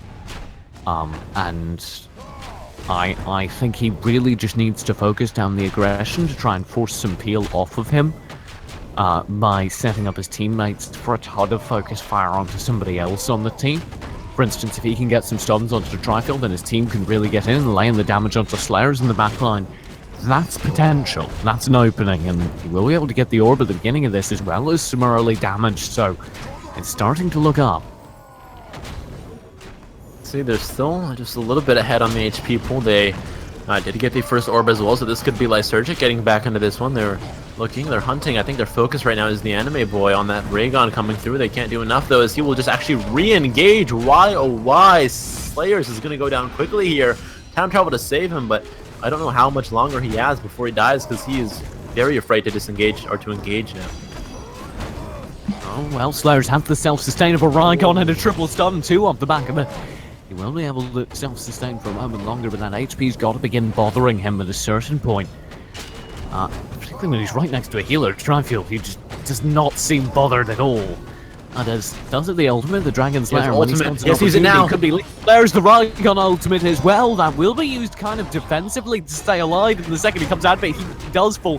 The Dragon Slayer ultimate gets a little bit of damage, but not nearly enough. And I think failing an instant cross kill onto the opposing Jumong, that's going to be game. Should be game, and now it's Lysergic Frog doing what their opponents were doing. Losing 3 maps and then deciding, hey, or 3 rounds and saying, hey, maybe we should start doing good now, and they figured it out. But I did not personally see too much of a change on Trono's Rook there. What did you catch that he did different? I think it wasn't really how he was playing, it was how his team was playing around him. They accepted he was going to be receiving a ton of focus, and they said, alright, that's fine, just do your thing, and we will focus in response. The players that are doing the vast majority of the damage onto you, in this case, Slayers, the Raygon. Because the second Slayers is exclusively worrying about shipping down Tony, about playing around his counters and stuff, then you have an opportunity to sit over there as 2 fairly high DPS champions like Quack and Insane, playing the Jumong and older. You can get some decent chunks of HP just bursted off of somebody who's not paying attention to you. Well, Slayers couldn't do much there as opposed to Tonya, who did 1.2k. Slayers had 549, so definitely a complete shutdown of the Raygon there, and using Toronio as the Rook that he should be playing. Audaz will take a big rush to the face and off to back this one with a Predation. He gets a material from it as well. Healing if he hits anybody, and there's the parry to come through to dodge some shots. Maybe get a stun out, but this is looking like Lysergic has this one under control as well. They have pretty good center control, although Rook is taking some damage early. Lots of focus coming through. Petrifying will and Seeker's Mark follow through. Could be good. However, there won't be any significant damage landing, and it will be Santos unable to confirm anything so far as they do land an in-cap onto their favourite rook, and they're chasing, and they kill as best they can onto Laquex, but they cannot finish this off. The Quack's not finished off, and now Slayers is chasing after this Jumong on the opposing end. He's taking the stun to the face there. Laquax is in some trouble. He's getting a Jumong chased after him. The Rain of Arrows will secure it. Props to them. This could be the 4th round that they win. It should be as well. They've got the advantage in terms of manpower as well as HP and energy. So this is completely Santos' game to win. They'll take that boy out. All that's left is Tonio, who has 189 HP. So I think Santos has also kind of switched because they are not doing as much focus damage to Tonio as they were before. Usually in the last map and the first 3 rounds of this one, Tonio was the first to get the most damage dealt, and now he's sitting at 190 by the end. So basically we're seeing a chess game now where they went after Tonio, and then Lysergic realized they were going after Tonio and made the necessary adjustment, and now Santos have realized that Lysergic have realized that they're going after Tonio. So now they're not going after Tonio, which is like insanely meta, but you can see it in effect. And now Tonio needs to shift back to the other style of play where he gets aggressive and causes disruption. Now the black pieces turn to move. Let's see if they'll continue their French opening as they are looking for this orb, and they will actually end up losing it to their opponents over on Santos. And there's the Berserk coming through off of that rush, which did land. This could be a good start. The pummel will hit, isolating that Older for a really long time, and look at that. There goes Laquax. This might be the ticket. This round could secure the ticket. They are just completely destroying. The Raygon is sitting at a nice HP as opposed to the opposing melee on Tonio, who can't do much. And there it is, the 8,000 degree angle. And look at that, TJ.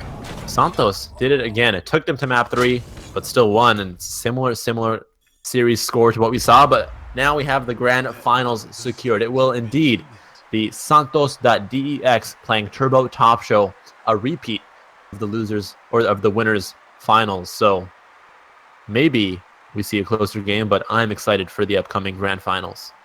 Yeah, $1,000 on the line. Turbo Top Show versus Santos coming your way in just a few moments. Is, my god, this has been a great tournament, and it's not over yet, so don't go far. We do have one incredible grand final still to come, and it will be broadcast right here on twitch.tv/BattleRight. So don't go anywhere, we'll be right back.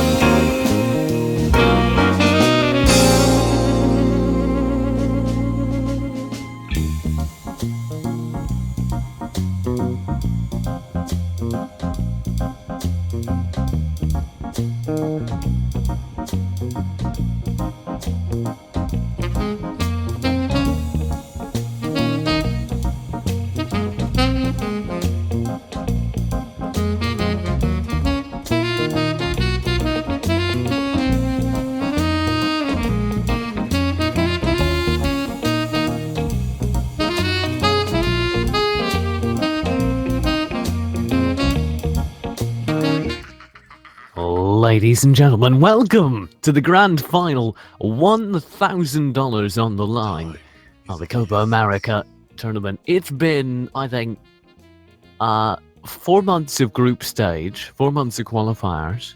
No, it was 2 months of qualifiers, now 2 weeks of finals. And it's all come down to one best of 5. I picked me as well. My name is still TJ, joined by Jim Blaine with Drop Bar Running Production as we bring you the English broadcast of this tournament. And we are so far from done. I think we've saved the best for last. Is that accurate, Jim? I mean, that's how tournaments usually work. But yes, we have definitely saved the best for last. And please get your friends in here, tweet it, Facebook it, put a note on your carrier pigeon. Just tell your friends, because this is going to be a game that you do not want to miss. $1,000 on the line. Winner takes home 600 of those dollary dues, and it's going to be a fun one. We have seen best of 3s. Now we have a best of 5, and it's no doubt going to go to the 5th map. I'm calling it right now. It's going to go to the 5th map. Yeah, absolutely. So, if your friend isn't watching, share it on Google+, share it on MySpace, build yourself a GeoCities page. Let's get into this, because it is truly going to be very, very fun. What's a GeoCities? Do you know what GeoCities is? No. This is bad. Drop Bar. Do you know what GeoCities is? Yeah, is he just too young? Is that TJ? We are the same age. Okay, it's 0-0, TJ. Tell me about the game. Ah, well, somebody in chat can help me call you out on that. But we do have, of course, the grand final Turbo Top Show over on the left-hand side of your screen. Santos Dex over on the right. And, well, this is what it's all come down to. And so far, you can see the aggression coming out from Rygon. And, oh my god, he's just melting. No HP remaining on Slayers. His sustain's managing to keep him alive for a while. But the Gareth kites him perfectly. And that just went horribly wrong. Top Figure did the same exact thing when they were playing against Rook. When they were playing against Lysergic. The same exact thing. Had the camo ready so he could get a stun as soon as that melee engages. Top Figure is on top of them, ready to counter them. Happened there with the Raygon. Slayers has to fix that for the next round. There will be 2 ultimates coming out, and actually a decent attempt at equalizing. However, it won't work out. And this is like, if you had to pick one player to go in on as a Rygon, would it be a Pestilus, or sorry, not a Pestilus, a Jumong Chim? No. Yeah, because Jumong's like a custom-built kiting character, right? Yeah, I mean, I would go older. Top Figure, I think, is a little bit too dangerous, because Top Figure is like the best croak I think I've seen so far in South America. But I don't know what's wrong with going over Aklo, because as Slayers, Jumong is not the best one to choose. Yeah, I mean, Jumong's just so good at kiting. You have Predation, you have the Prowl, you have the Black Arrow. He has so many tools to step away, to get away, to punish you for chasing him. It makes no sense to go in on him. I don't agree with that decision making at all, particularly not when you have a setup for decent center control here. Yeah, Audaz as well. Let's talk about that a little bit. The switch from the Jumong onto the Taya to counter, because now there's a Croak here instead of a Rook like you saw last game. So that's an interesting switch. They're very similar, but I think Taya can provide more help to teammates, especially with that Tornado. So we'll see how that's been used. Maybe to take Raygon out of danger, but it doesn't matter because Raygon will just die as soon as he tries to do anything. And up next is Sirius. What is this? This is the South American Onslaught. Yep, no, I mean, you try and go that aggressive, you better have the damage to back it up. But the problem is, they're just getting caught out and shut down. That was lethal, and it's already 2-0 for Turbo. It's been like 20 seconds. It's already 2-0. What the heck? That's insane. I don't even have time to say anything because they're just winning maps so quickly. But essentially, it's sort of what Onslaught does. It's not Turbo closing the distance. It's not Turbo playing aggressive and winning rounds. They're just waiting and catching them. Like, it's... Yeah. Oh my god, that's insane. It just seems like several odd decisions there from Santos. Maybe it's the history that Santos has with this team, or maybe they know something about this team where if you let them aggress, you're going to lose. But apparently, if you're the ones aggressing, you might lose as well. This is actually a decent start. You see Audaz from the back lines able to get a couple of boomerangs in, so maybe they can turn it around.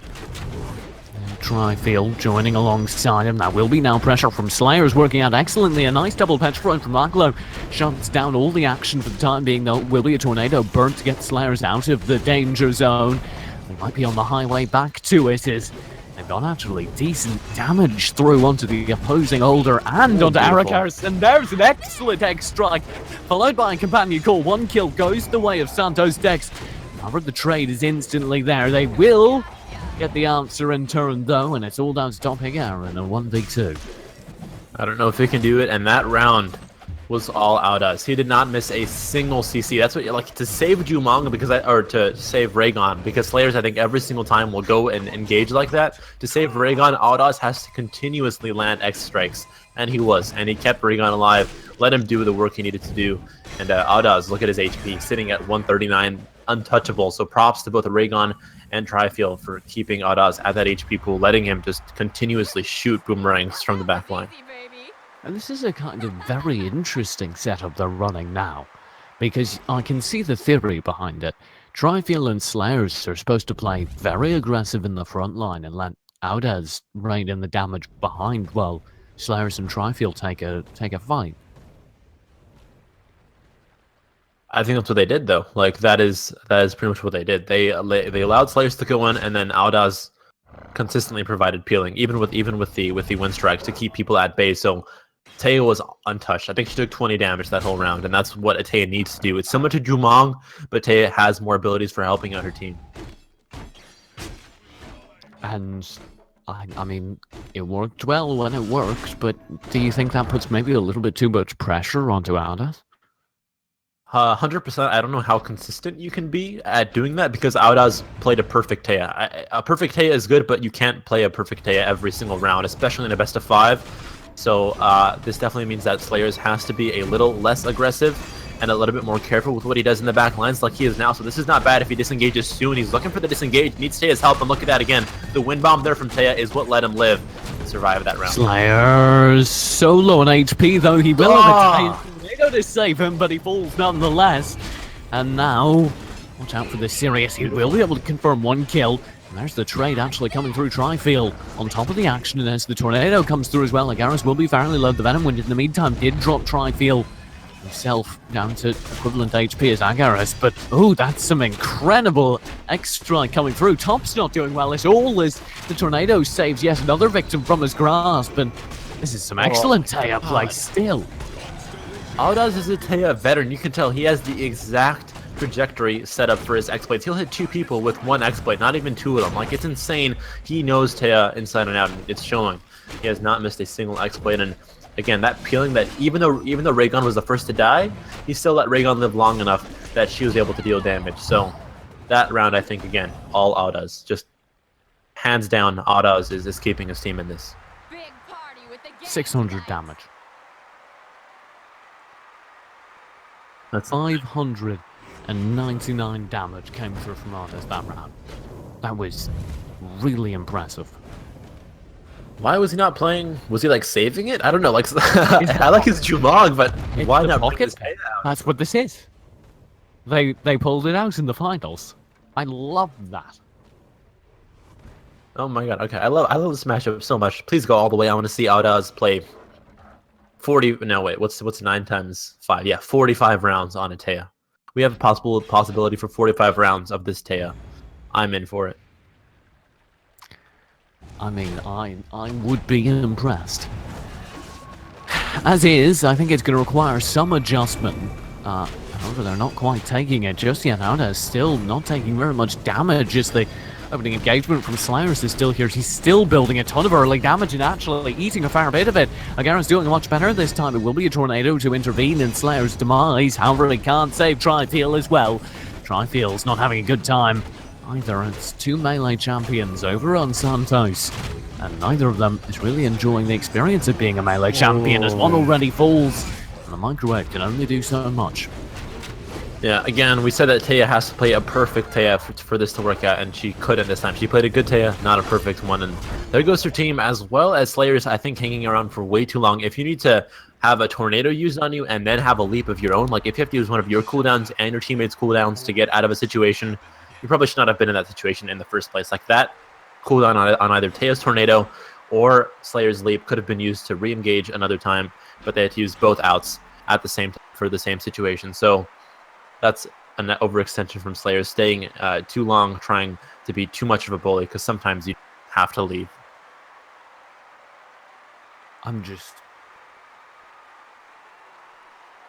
Can we take a brief moment and appreciate that these rounds are hinging exclusively on Audas? Yeah. Which I don't think is a good thing. As good as Audas is and as reliable as he might be, I don't know if just setting up for one champion on your team to be the one that decides it, that's tough. So again, Slayers has to, or maybe Trifield has to be able to heal Slayers at a faster rate than he's taking damage, because I haven't seen too much from Trifield. He's playing sort of a role similar to Slayers instead of playing a more supporty role on the series. So maybe Trifield tries to play more healing than damage dealing, because Slayers, I think, needs all the help he can get if he's going to be that aggressive against a team like Turbo Topstra, who we have seen time and time again, just be able to rebound every single kind of aggression that has come towards them. And we do have some pauses coming through here. Trifield buying time, I believe, for Audas to sort out a technical issue. But we should be resolving that shortly.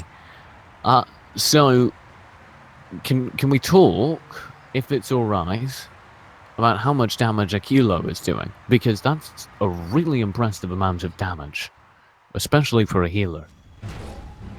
We've talked about Olders before. Like, Olders in general are the healers that will do the most damage. Sirius is close, but Older, especially Chronobolts coming through to pop all the sands of time. That's crazy. So we'll see what he can do here, but right now it's actually looking really, really good. The Sirius is able to 1v1 the Jumong here. That's an amazing start. Raygon looking to clean up. Taya raining in the damage from behind, and it's working out excellently now. The Petrify won't land, but it forces out a kilo. He's just being chased. The wind bob lands. Time Better will save him for now, though. And Tom Higger might be able to intervene to stop these boomerangs and the endless flow of them, but he can't for long, and the first kill will be guaranteed. The second one from Slayers might be just about to come through. You know, the Companion Call ultimate, that should seal the deal, as what archer can stand up to a wave of boomerangs originating from a goat? What? Boomerangs from a goat? I'm confused. That was, What do you think the Companion Call ultimate does? Okay, Taya's not a goat, and neither's the thing that Taya is riding is not a goat. I'm pretty sure that's like a ram. I think it's a ram. You don't know what a ram is? It's a male goat. Yeah, but it's called a ram. So you're wrong, DJ. I'm right. 3-3. It's all been tied up, and that round really, although Audas played it well, Slayers also, he's using the walls now with that R ability. I don't remember what it's called, but the R that he has, it's called Dragon Palm. He's using it to keep players isolated, which is a huge thing in Raygon's toolkit that he hadn't been using previously. So props to him for using it now. Audas will be securing the orb this round and actually landing yet another excellent X strike, and Slayers is being much more successful in his own right this time as he pops the ultimate. There's the full metal anime flying out. Tom Hinger takes a decent amount of damage. The counter will deposit Trifield in an excellent position to go ahead and pop his ultimate. He's trying to set this up. However, he's going to instead opt to burn the EX in a desperate attempt to stay alive. That might not be enough. His counter saves him for now, and he's going to be able to self-heal, but he's been shipped so very low. He's actually inside of the other team's spawn. He'll be sniped, and now Audas needs to somehow find a way to save his teammate, and cannot do it. Again, it's the same problem. Audas did 330, did 400 damage, we'll say, at the end of this. To win, he had to do, like, what was it, 600 something? So he had to do almost double this damage to have his team win. Mhm. which is And he, going back to the concept that Santos is playing around. Audaz has to do really, really well, like exceptionally well, for them to win a round. and he got kind of distracted, right? He was getting the orb. He was making positional plays to get the HP nuggets, and those are smart plays if the rest of your team isn't just rushing in, buying time for you to do damage, because that doesn't work if you're not doing damage. Oh yeah, 100%. I mean, really, all that series Oh of my Rain on God. for is to disrupt and to deal Oh damage. my But look God. at this, the HP is Kara. gone on Jumong. Oh, he's inside of his spawn! Just let him go! Let him live! What is this aggression from Santos?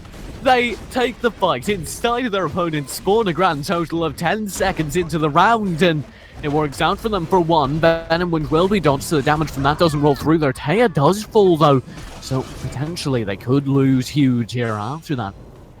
Fantastic opening. It was a good opening, but they used way too many resources to take care of that one character. Now they're stuck. There's going to be time travel to hit, no doubt, but maybe they can work out of this one. But I would not be surprised if Santos loses again, because they just use so much to take care of one opponent, which is pretty much the downfall of Santos. They rely on one thing to go right for them to win the round, and sometimes it doesn't, but might here, if they can clutch this one out, try feel all alone, hoping for the best. He needs this orb, he needs all the HP in the world, because this is tough. He has managed to get a decent amount of damage actually onto Aquilo, however, I'm not really sure where you go from there in the 1v2, and neither is he apparently. He just gets demolished, and there's map 1. Turbo Top Show, take it, yes, but it was definitely an interesting performance from Santos. I don't like the style at all, really, where you are committing everything you have to one job.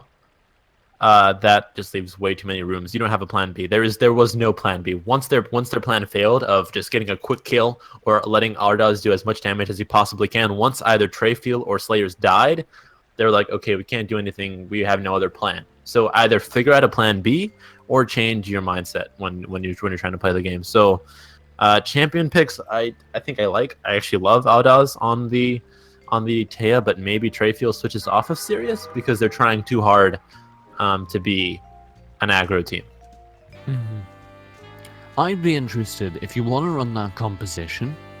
I'm not sure Rygon Sirius is what you want there, because Sirius, gets a rap for being a very, very, very good DPS support, but I'm really not sure he's what you're looking for. I think you'd be better off in that situation with maybe an older, or maybe just going full DPS at some point and bringing out a Freya or something ridiculous.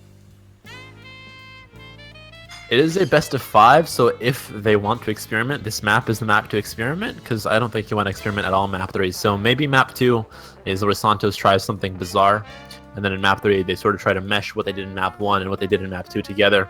But again, that's like a risk. It's a trade-off that you have to take of, we might lose this map 2, but maybe we can get enough research done to take map 3. I don't know what their game plan is going to be, but hopefully it's good enough, because I want to see 5 maps. Yeah, I mean, it would be... This is the right time, like you say, to experiment, but it would be insane if they pulled out. I mean, yes, it's the right time to experiment, but you also you don't want to throw away something, because this is the grand final. This is $1,000 on the line. I'm not sure how much experimentation you're okay with here.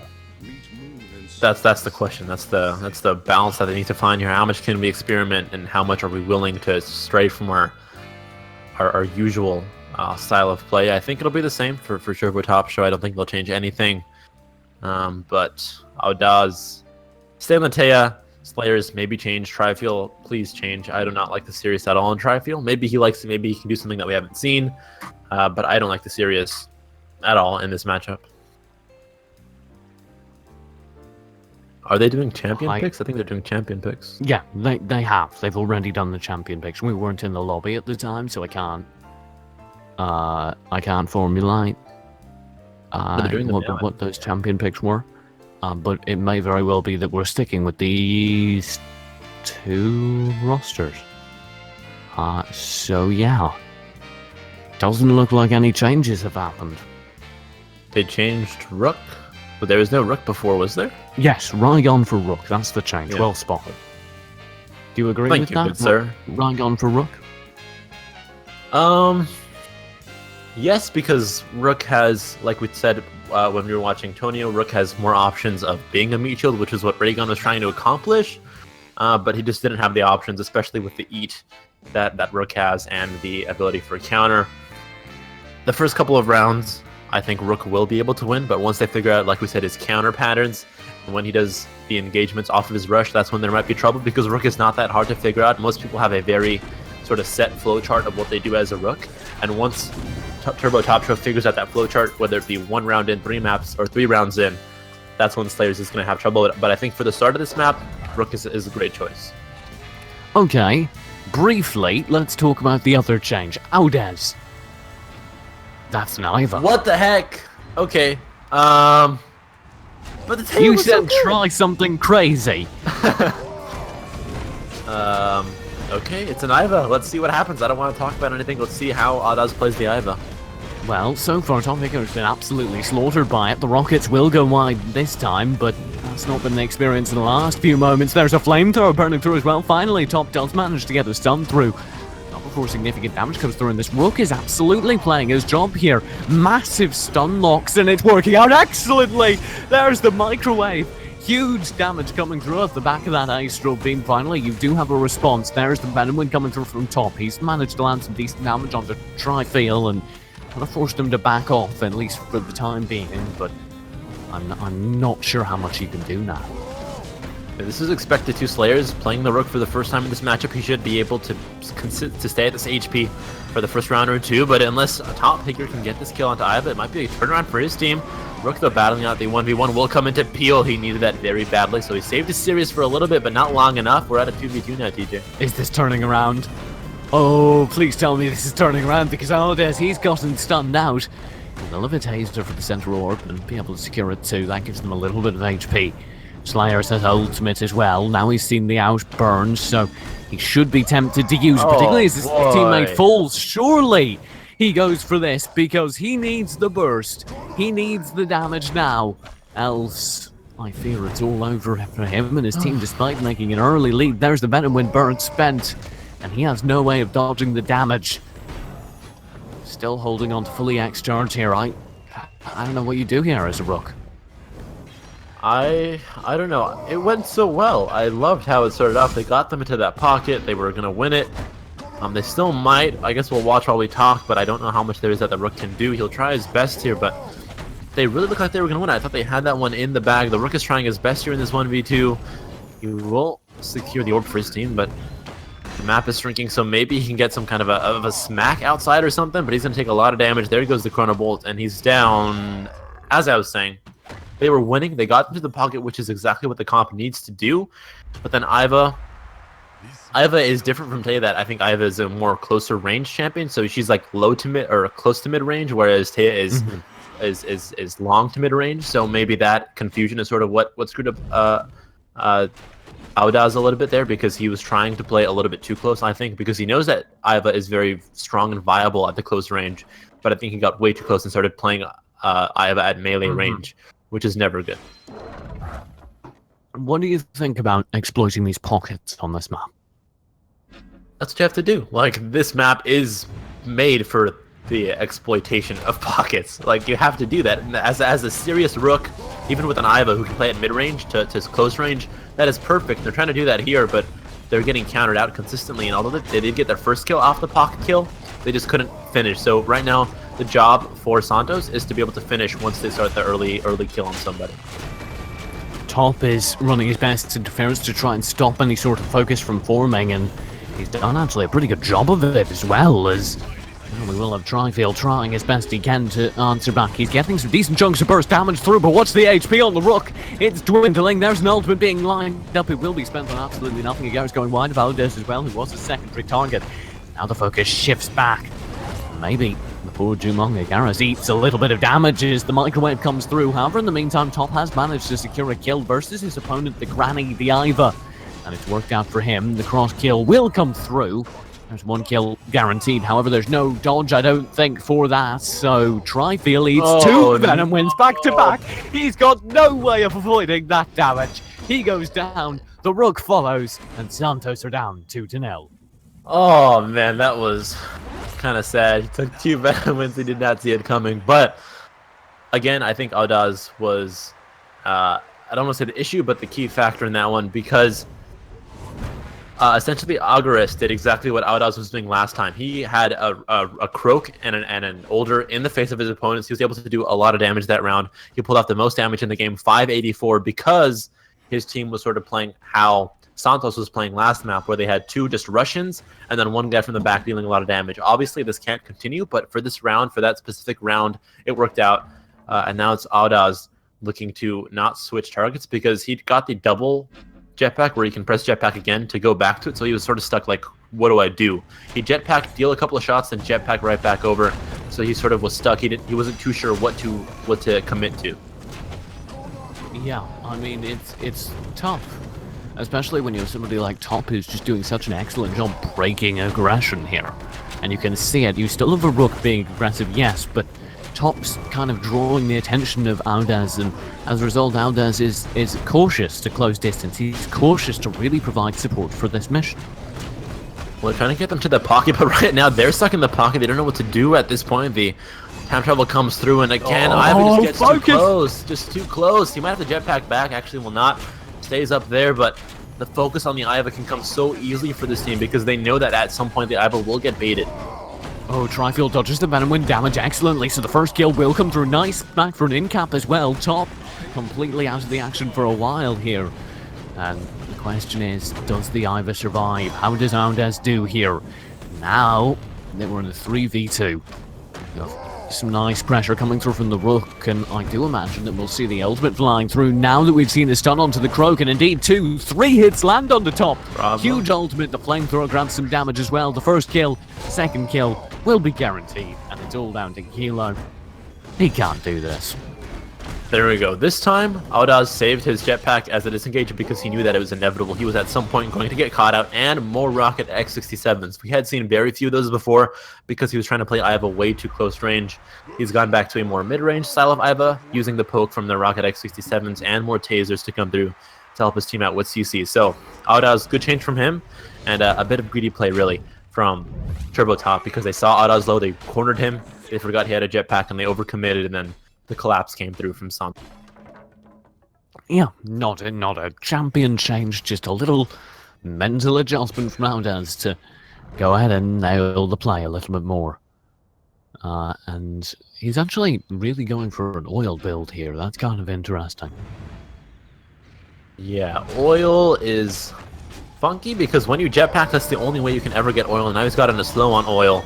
Oil can also be burned by your EX on your left click for the flamethrower. So I haven't seen this build before. I haven't seen too many Ivas, so we'll see how it works out, but he's getting a lot of slows done onto that Croak with the oil.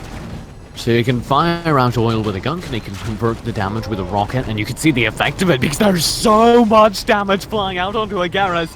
He is being engaged absolutely. He's being able to stay alive thanks to some excellent healing. But his HP is too low to really permanently engage for any point after this, and he's going to be having to burn his predation just to stay alive here. It will be a time travel out. There's a nice stun though to convert the damage on an excellent Venom Wind. 1 kill guaranteed. The second goes across, and it goes from an easy round to an impossible one in the course of maybe 2 seconds.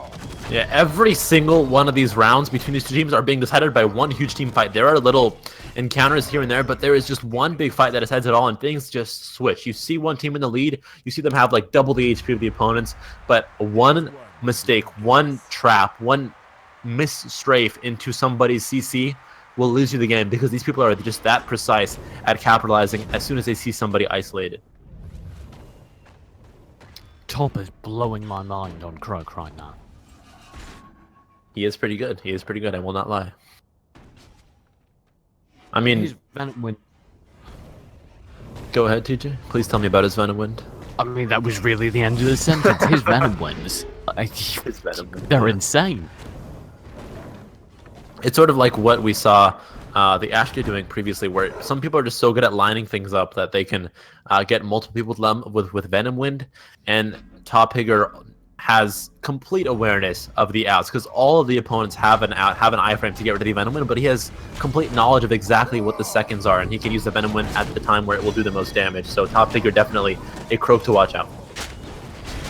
And he's also doing an excellent job, you can see it here, of just breaking any sort of focus, making sure to be there with a few stuns, with just a bit of damage at all the relevant moments, and it works for him, and it works for his team. However, he's having a bit of trouble being relevant now as the flamethrower burns across. They will be able to shift the focus through. There's the Rook! There's not the Rook as he vanishes in an instant of focus. Man, the burst damage that can come through from these characters is just lethal. Oh yeah, Jumong and Croak, and then the Older coming through as well. Like, those are like the three most bursty characters in their character style. So it's huge, and they're able to burst instantly. And this might be it though for the Sirius. He's barely staying alive. Down he goes, and all that's left is Odaz, a tractor beam for the giggles, but it won't matter much because he takes a Dragon Slayer to the face, and that's 4-1. This might be yet another map, even though we just saw a crazy change. So TJ, we talked about maybe seeing a really bizarre change, and it happened. We saw a Rook and an Iva out of nowhere. Well, the Rook was sort of predicted, but the Iva came out of nowhere, and it's not working. No, I think, I love Iva, but I don't feel like she's really the right pick for this situation, and neither do I feel like Slayers is. So it's a interesting decision, but it's not one I really agree with yet. They have to really prove it to me, and so far they can't. It's a conga line going through this round. What was that? Nobody quite able to close the distance enough to confirm the damage on the Kilo, who the entirety of Santos was chasing. And the obvious effect was that nobody managed to get damage. Now Trifuel's going to be falling as his counter misses. He posts up a selfie and falls as a result.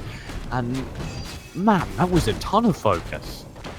Again, there's just a lack of purpose coming through from the individuals on Santos. Like, they'll focus one person to say, no, let's focus this guy instead. Then, no, this guy. No, I want this, I want that. It's like a kid at a candy store. They don't know what they want, and they're stuck, and their parents are getting annoyed, and they're losing, because they've just lost 2 maps in a row now. Last map is all they have left, and maybe they do something crazy again, like pull out a Pestilus, Varesh, and Lucy comp. We are a great team. I mean, they have to do something crazy at this point, because they're now down 2 maps to 0 and looking at taking the much lesser share of the $1,000 prize pot. Yeah. They need to do something, and they need to make some big changes, else Turbo Top Show are going to keep looking excellent. I don't know. Like, I'm trying to think of options for Santos. Iva was no good. Let me actually check what champions you could possibly play. A Jade, maybe. I'm stuck. Maybe Audaz. I like Audaz on the Taya, so I say go back to the Taya just because he's the god on the Taya. The Sirius, not a fan of at all. Maybe change Sirius to a Pearl, and then take Slayers and put him onto a Shifu. Bam. There's the comp. How do you feel about a Freya in this situation, particularly if you're dead set on bringing back that Taya? I don't think a Freya would hurt. A Freya Taya works out nicely. A Freya Taya, it also rhymes and it sounds cool, but a Freya Taya works out nicely because It's going to be hell on me casting. The Freya incaps into the Taya X Strike. Yeah. That is a neat combo, so that works out. Freya can also combo off the X Strike to her ultimate, so there's options there. Yeah, I'd be fine. I'd take a Freya Taya. I think that's an interesting composition. You bring in some serious healer, maybe a Pestilus, maybe a Paloma. You play that alongside... Oh, God damn. You play that alongside a Freya Taya combo. Works well. It's an interesting idea. I'd love to see something maybe a bit more traditional, as we've seen 2 maps in a row of kind of off-the-wall compositions, and neither's worked. Yeah, I think I like Freyatea Pearl, honestly. I think I like that a lot. I'm set on that. If they don't pick Freyatea Pearl, I quit. Wow. Life. It's so good, dude. It matches up like the bubble as well as a way to CC people, and then the silences to line up with combos. Like silence into double mace, into X blades, into Pearl ultimate. That is sick. That is like GG. You win. That's the end of it. So I'm set on the Pearl. Pearl isn't used that much though. Mostly we see Olders and sometimes Palomas. Not too many Pearls though, or Lucy's, but I want to see a Pearl. I'm ready for the Pearl comeback in the support. That would be the single oddest composition ever. Particularly in map 3 of the grand finals of the Copa America. That would be an insane play. I mean, at this point, Santos is just yelling at each other in Portuguese. What do we do? And somebody at some point is going to say, Freyatea Pearl. And they'll do it. Does any other champion end with Aya? Like, so Freyatea Paloma? That's too long. Freyatea Leia? No, it's not a champion. Yeah, I got nothing. It's Freyatea. And nobody else to match up with them. I would be very interested. I actually am very interested. I do very much want to see what comes out. We haven't gotten into the final lobby yet, so it's entirely possible the delay we're having right now is just both teams perhaps psyching themselves up for this, getting ready to go. I think we should also psych ourselves up. Get excited, TJ. It is possibly the final map of the Copa America. The best two teams are here for the grandest of grand finals. $1,000 on the line. Everybody in the chat, or those of you viewing in your living room or using the McDonald's Wi-Fi because your Wi-Fi at home sucks, please throw us a follow. Well, Definitely wait, that's an option. stay tuned. What's an option? McDonald's Wi-Fi. Yeah. Did they not have McDonald's? No. I'm in England? California, so yes. I know exactly where you live now. California, that is such a small state. I can pinpoint your location. Hold up. They have McDonald's everywhere. Let's Got be it. real. Are you back There is tracing my DNS address? Using the CPU in your motherboard. Too many words for me. DNS Dino Nugget sauce. Classic Dino Nugget sauce. McDonald's special. DNS. Can I get a DNS number 3, please? Anytime. Okay, cool. TJ, I think we're out of things. Would you to like talk a about. large drink with that? Can I get a LAN? A liquid. Local area network. Oh, sorry. No. Please specify, sir. A liquid agua Norwegian water. A LAN water. Liquid agua Norwegian. Let me actually ask my manager if we have one of those. Hang on. Manager! Oh no, he's responded. He's angry and he's Australian. And we do not. Sorry. I'm done with this roleplay, TJ. We're out of things. Why are the teams not here? We're out of things to talk about. It's the grand finals. They gotta go ahead and really actually psych themselves up. At least I assume that's what's going on, because there is no lobby created yet. And actually, as we speak, I'm getting word from a wonderful tournament organizer that they are taking a brief break to go ahead and get themselves ready for the grand final. So I guess we will do the same. Thank you very much for watching up to this point. We're going to go ahead and throw over to some music for just a few moments. So get your doot ready. It's jazz time. Bye-bye.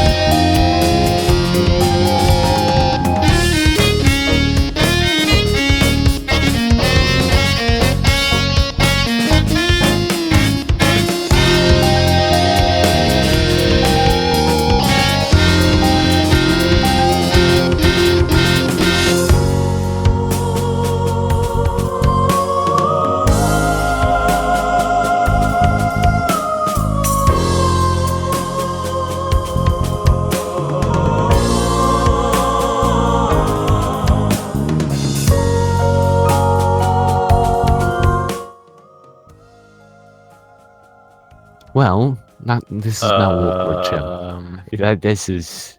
So it turns out, in a rule that was not mentioned to us, there is a winner's advantage, of course, and we did not factor that into our own personal scoring.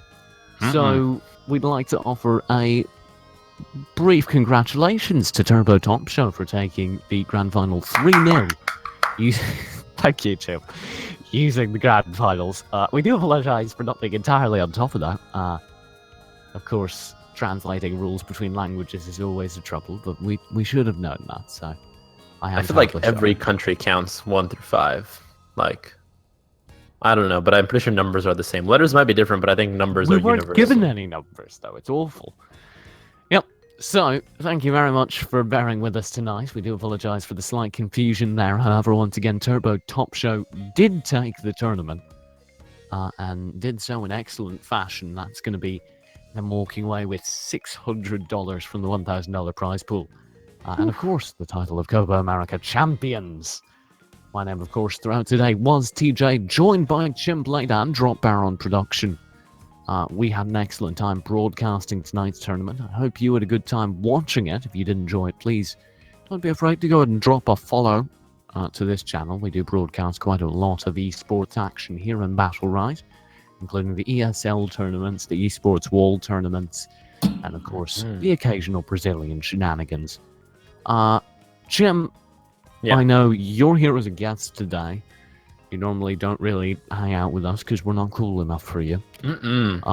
But if somebody would like to follow you, where could they do so? So you take a left on Kappa Street, a right towards PogChamp Street, then a U-turn all the way around Bible Thumb, and then you'll see me underneath PR Chase Mount.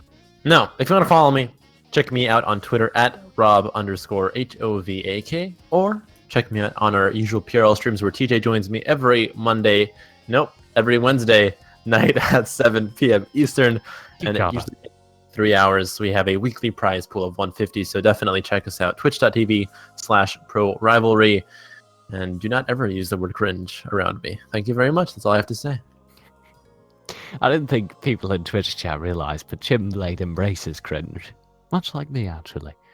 So, there you go. Thank you guys very much for watching tonight. Once again, to reiterate, there was a slight confusion. We were not up to date on the rules, and there was a winner's advantage to Turbo Top Show, so they do walk away with the victory in the tournament. So, sorry for the anticlimactic ending. However, occasionally things like that happen, so that will be them as the Copa America champions. And you, having watched an excellent tournament of Battle Right, have a nice evening. Bye!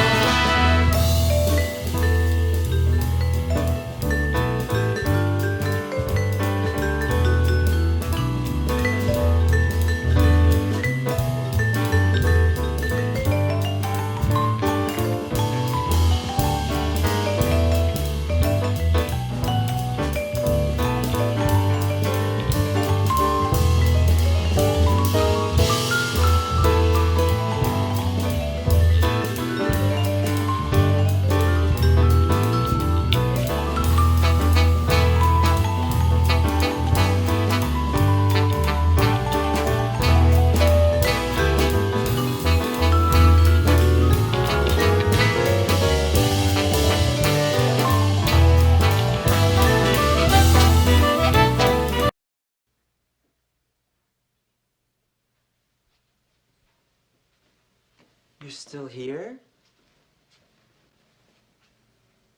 It's over. Go home.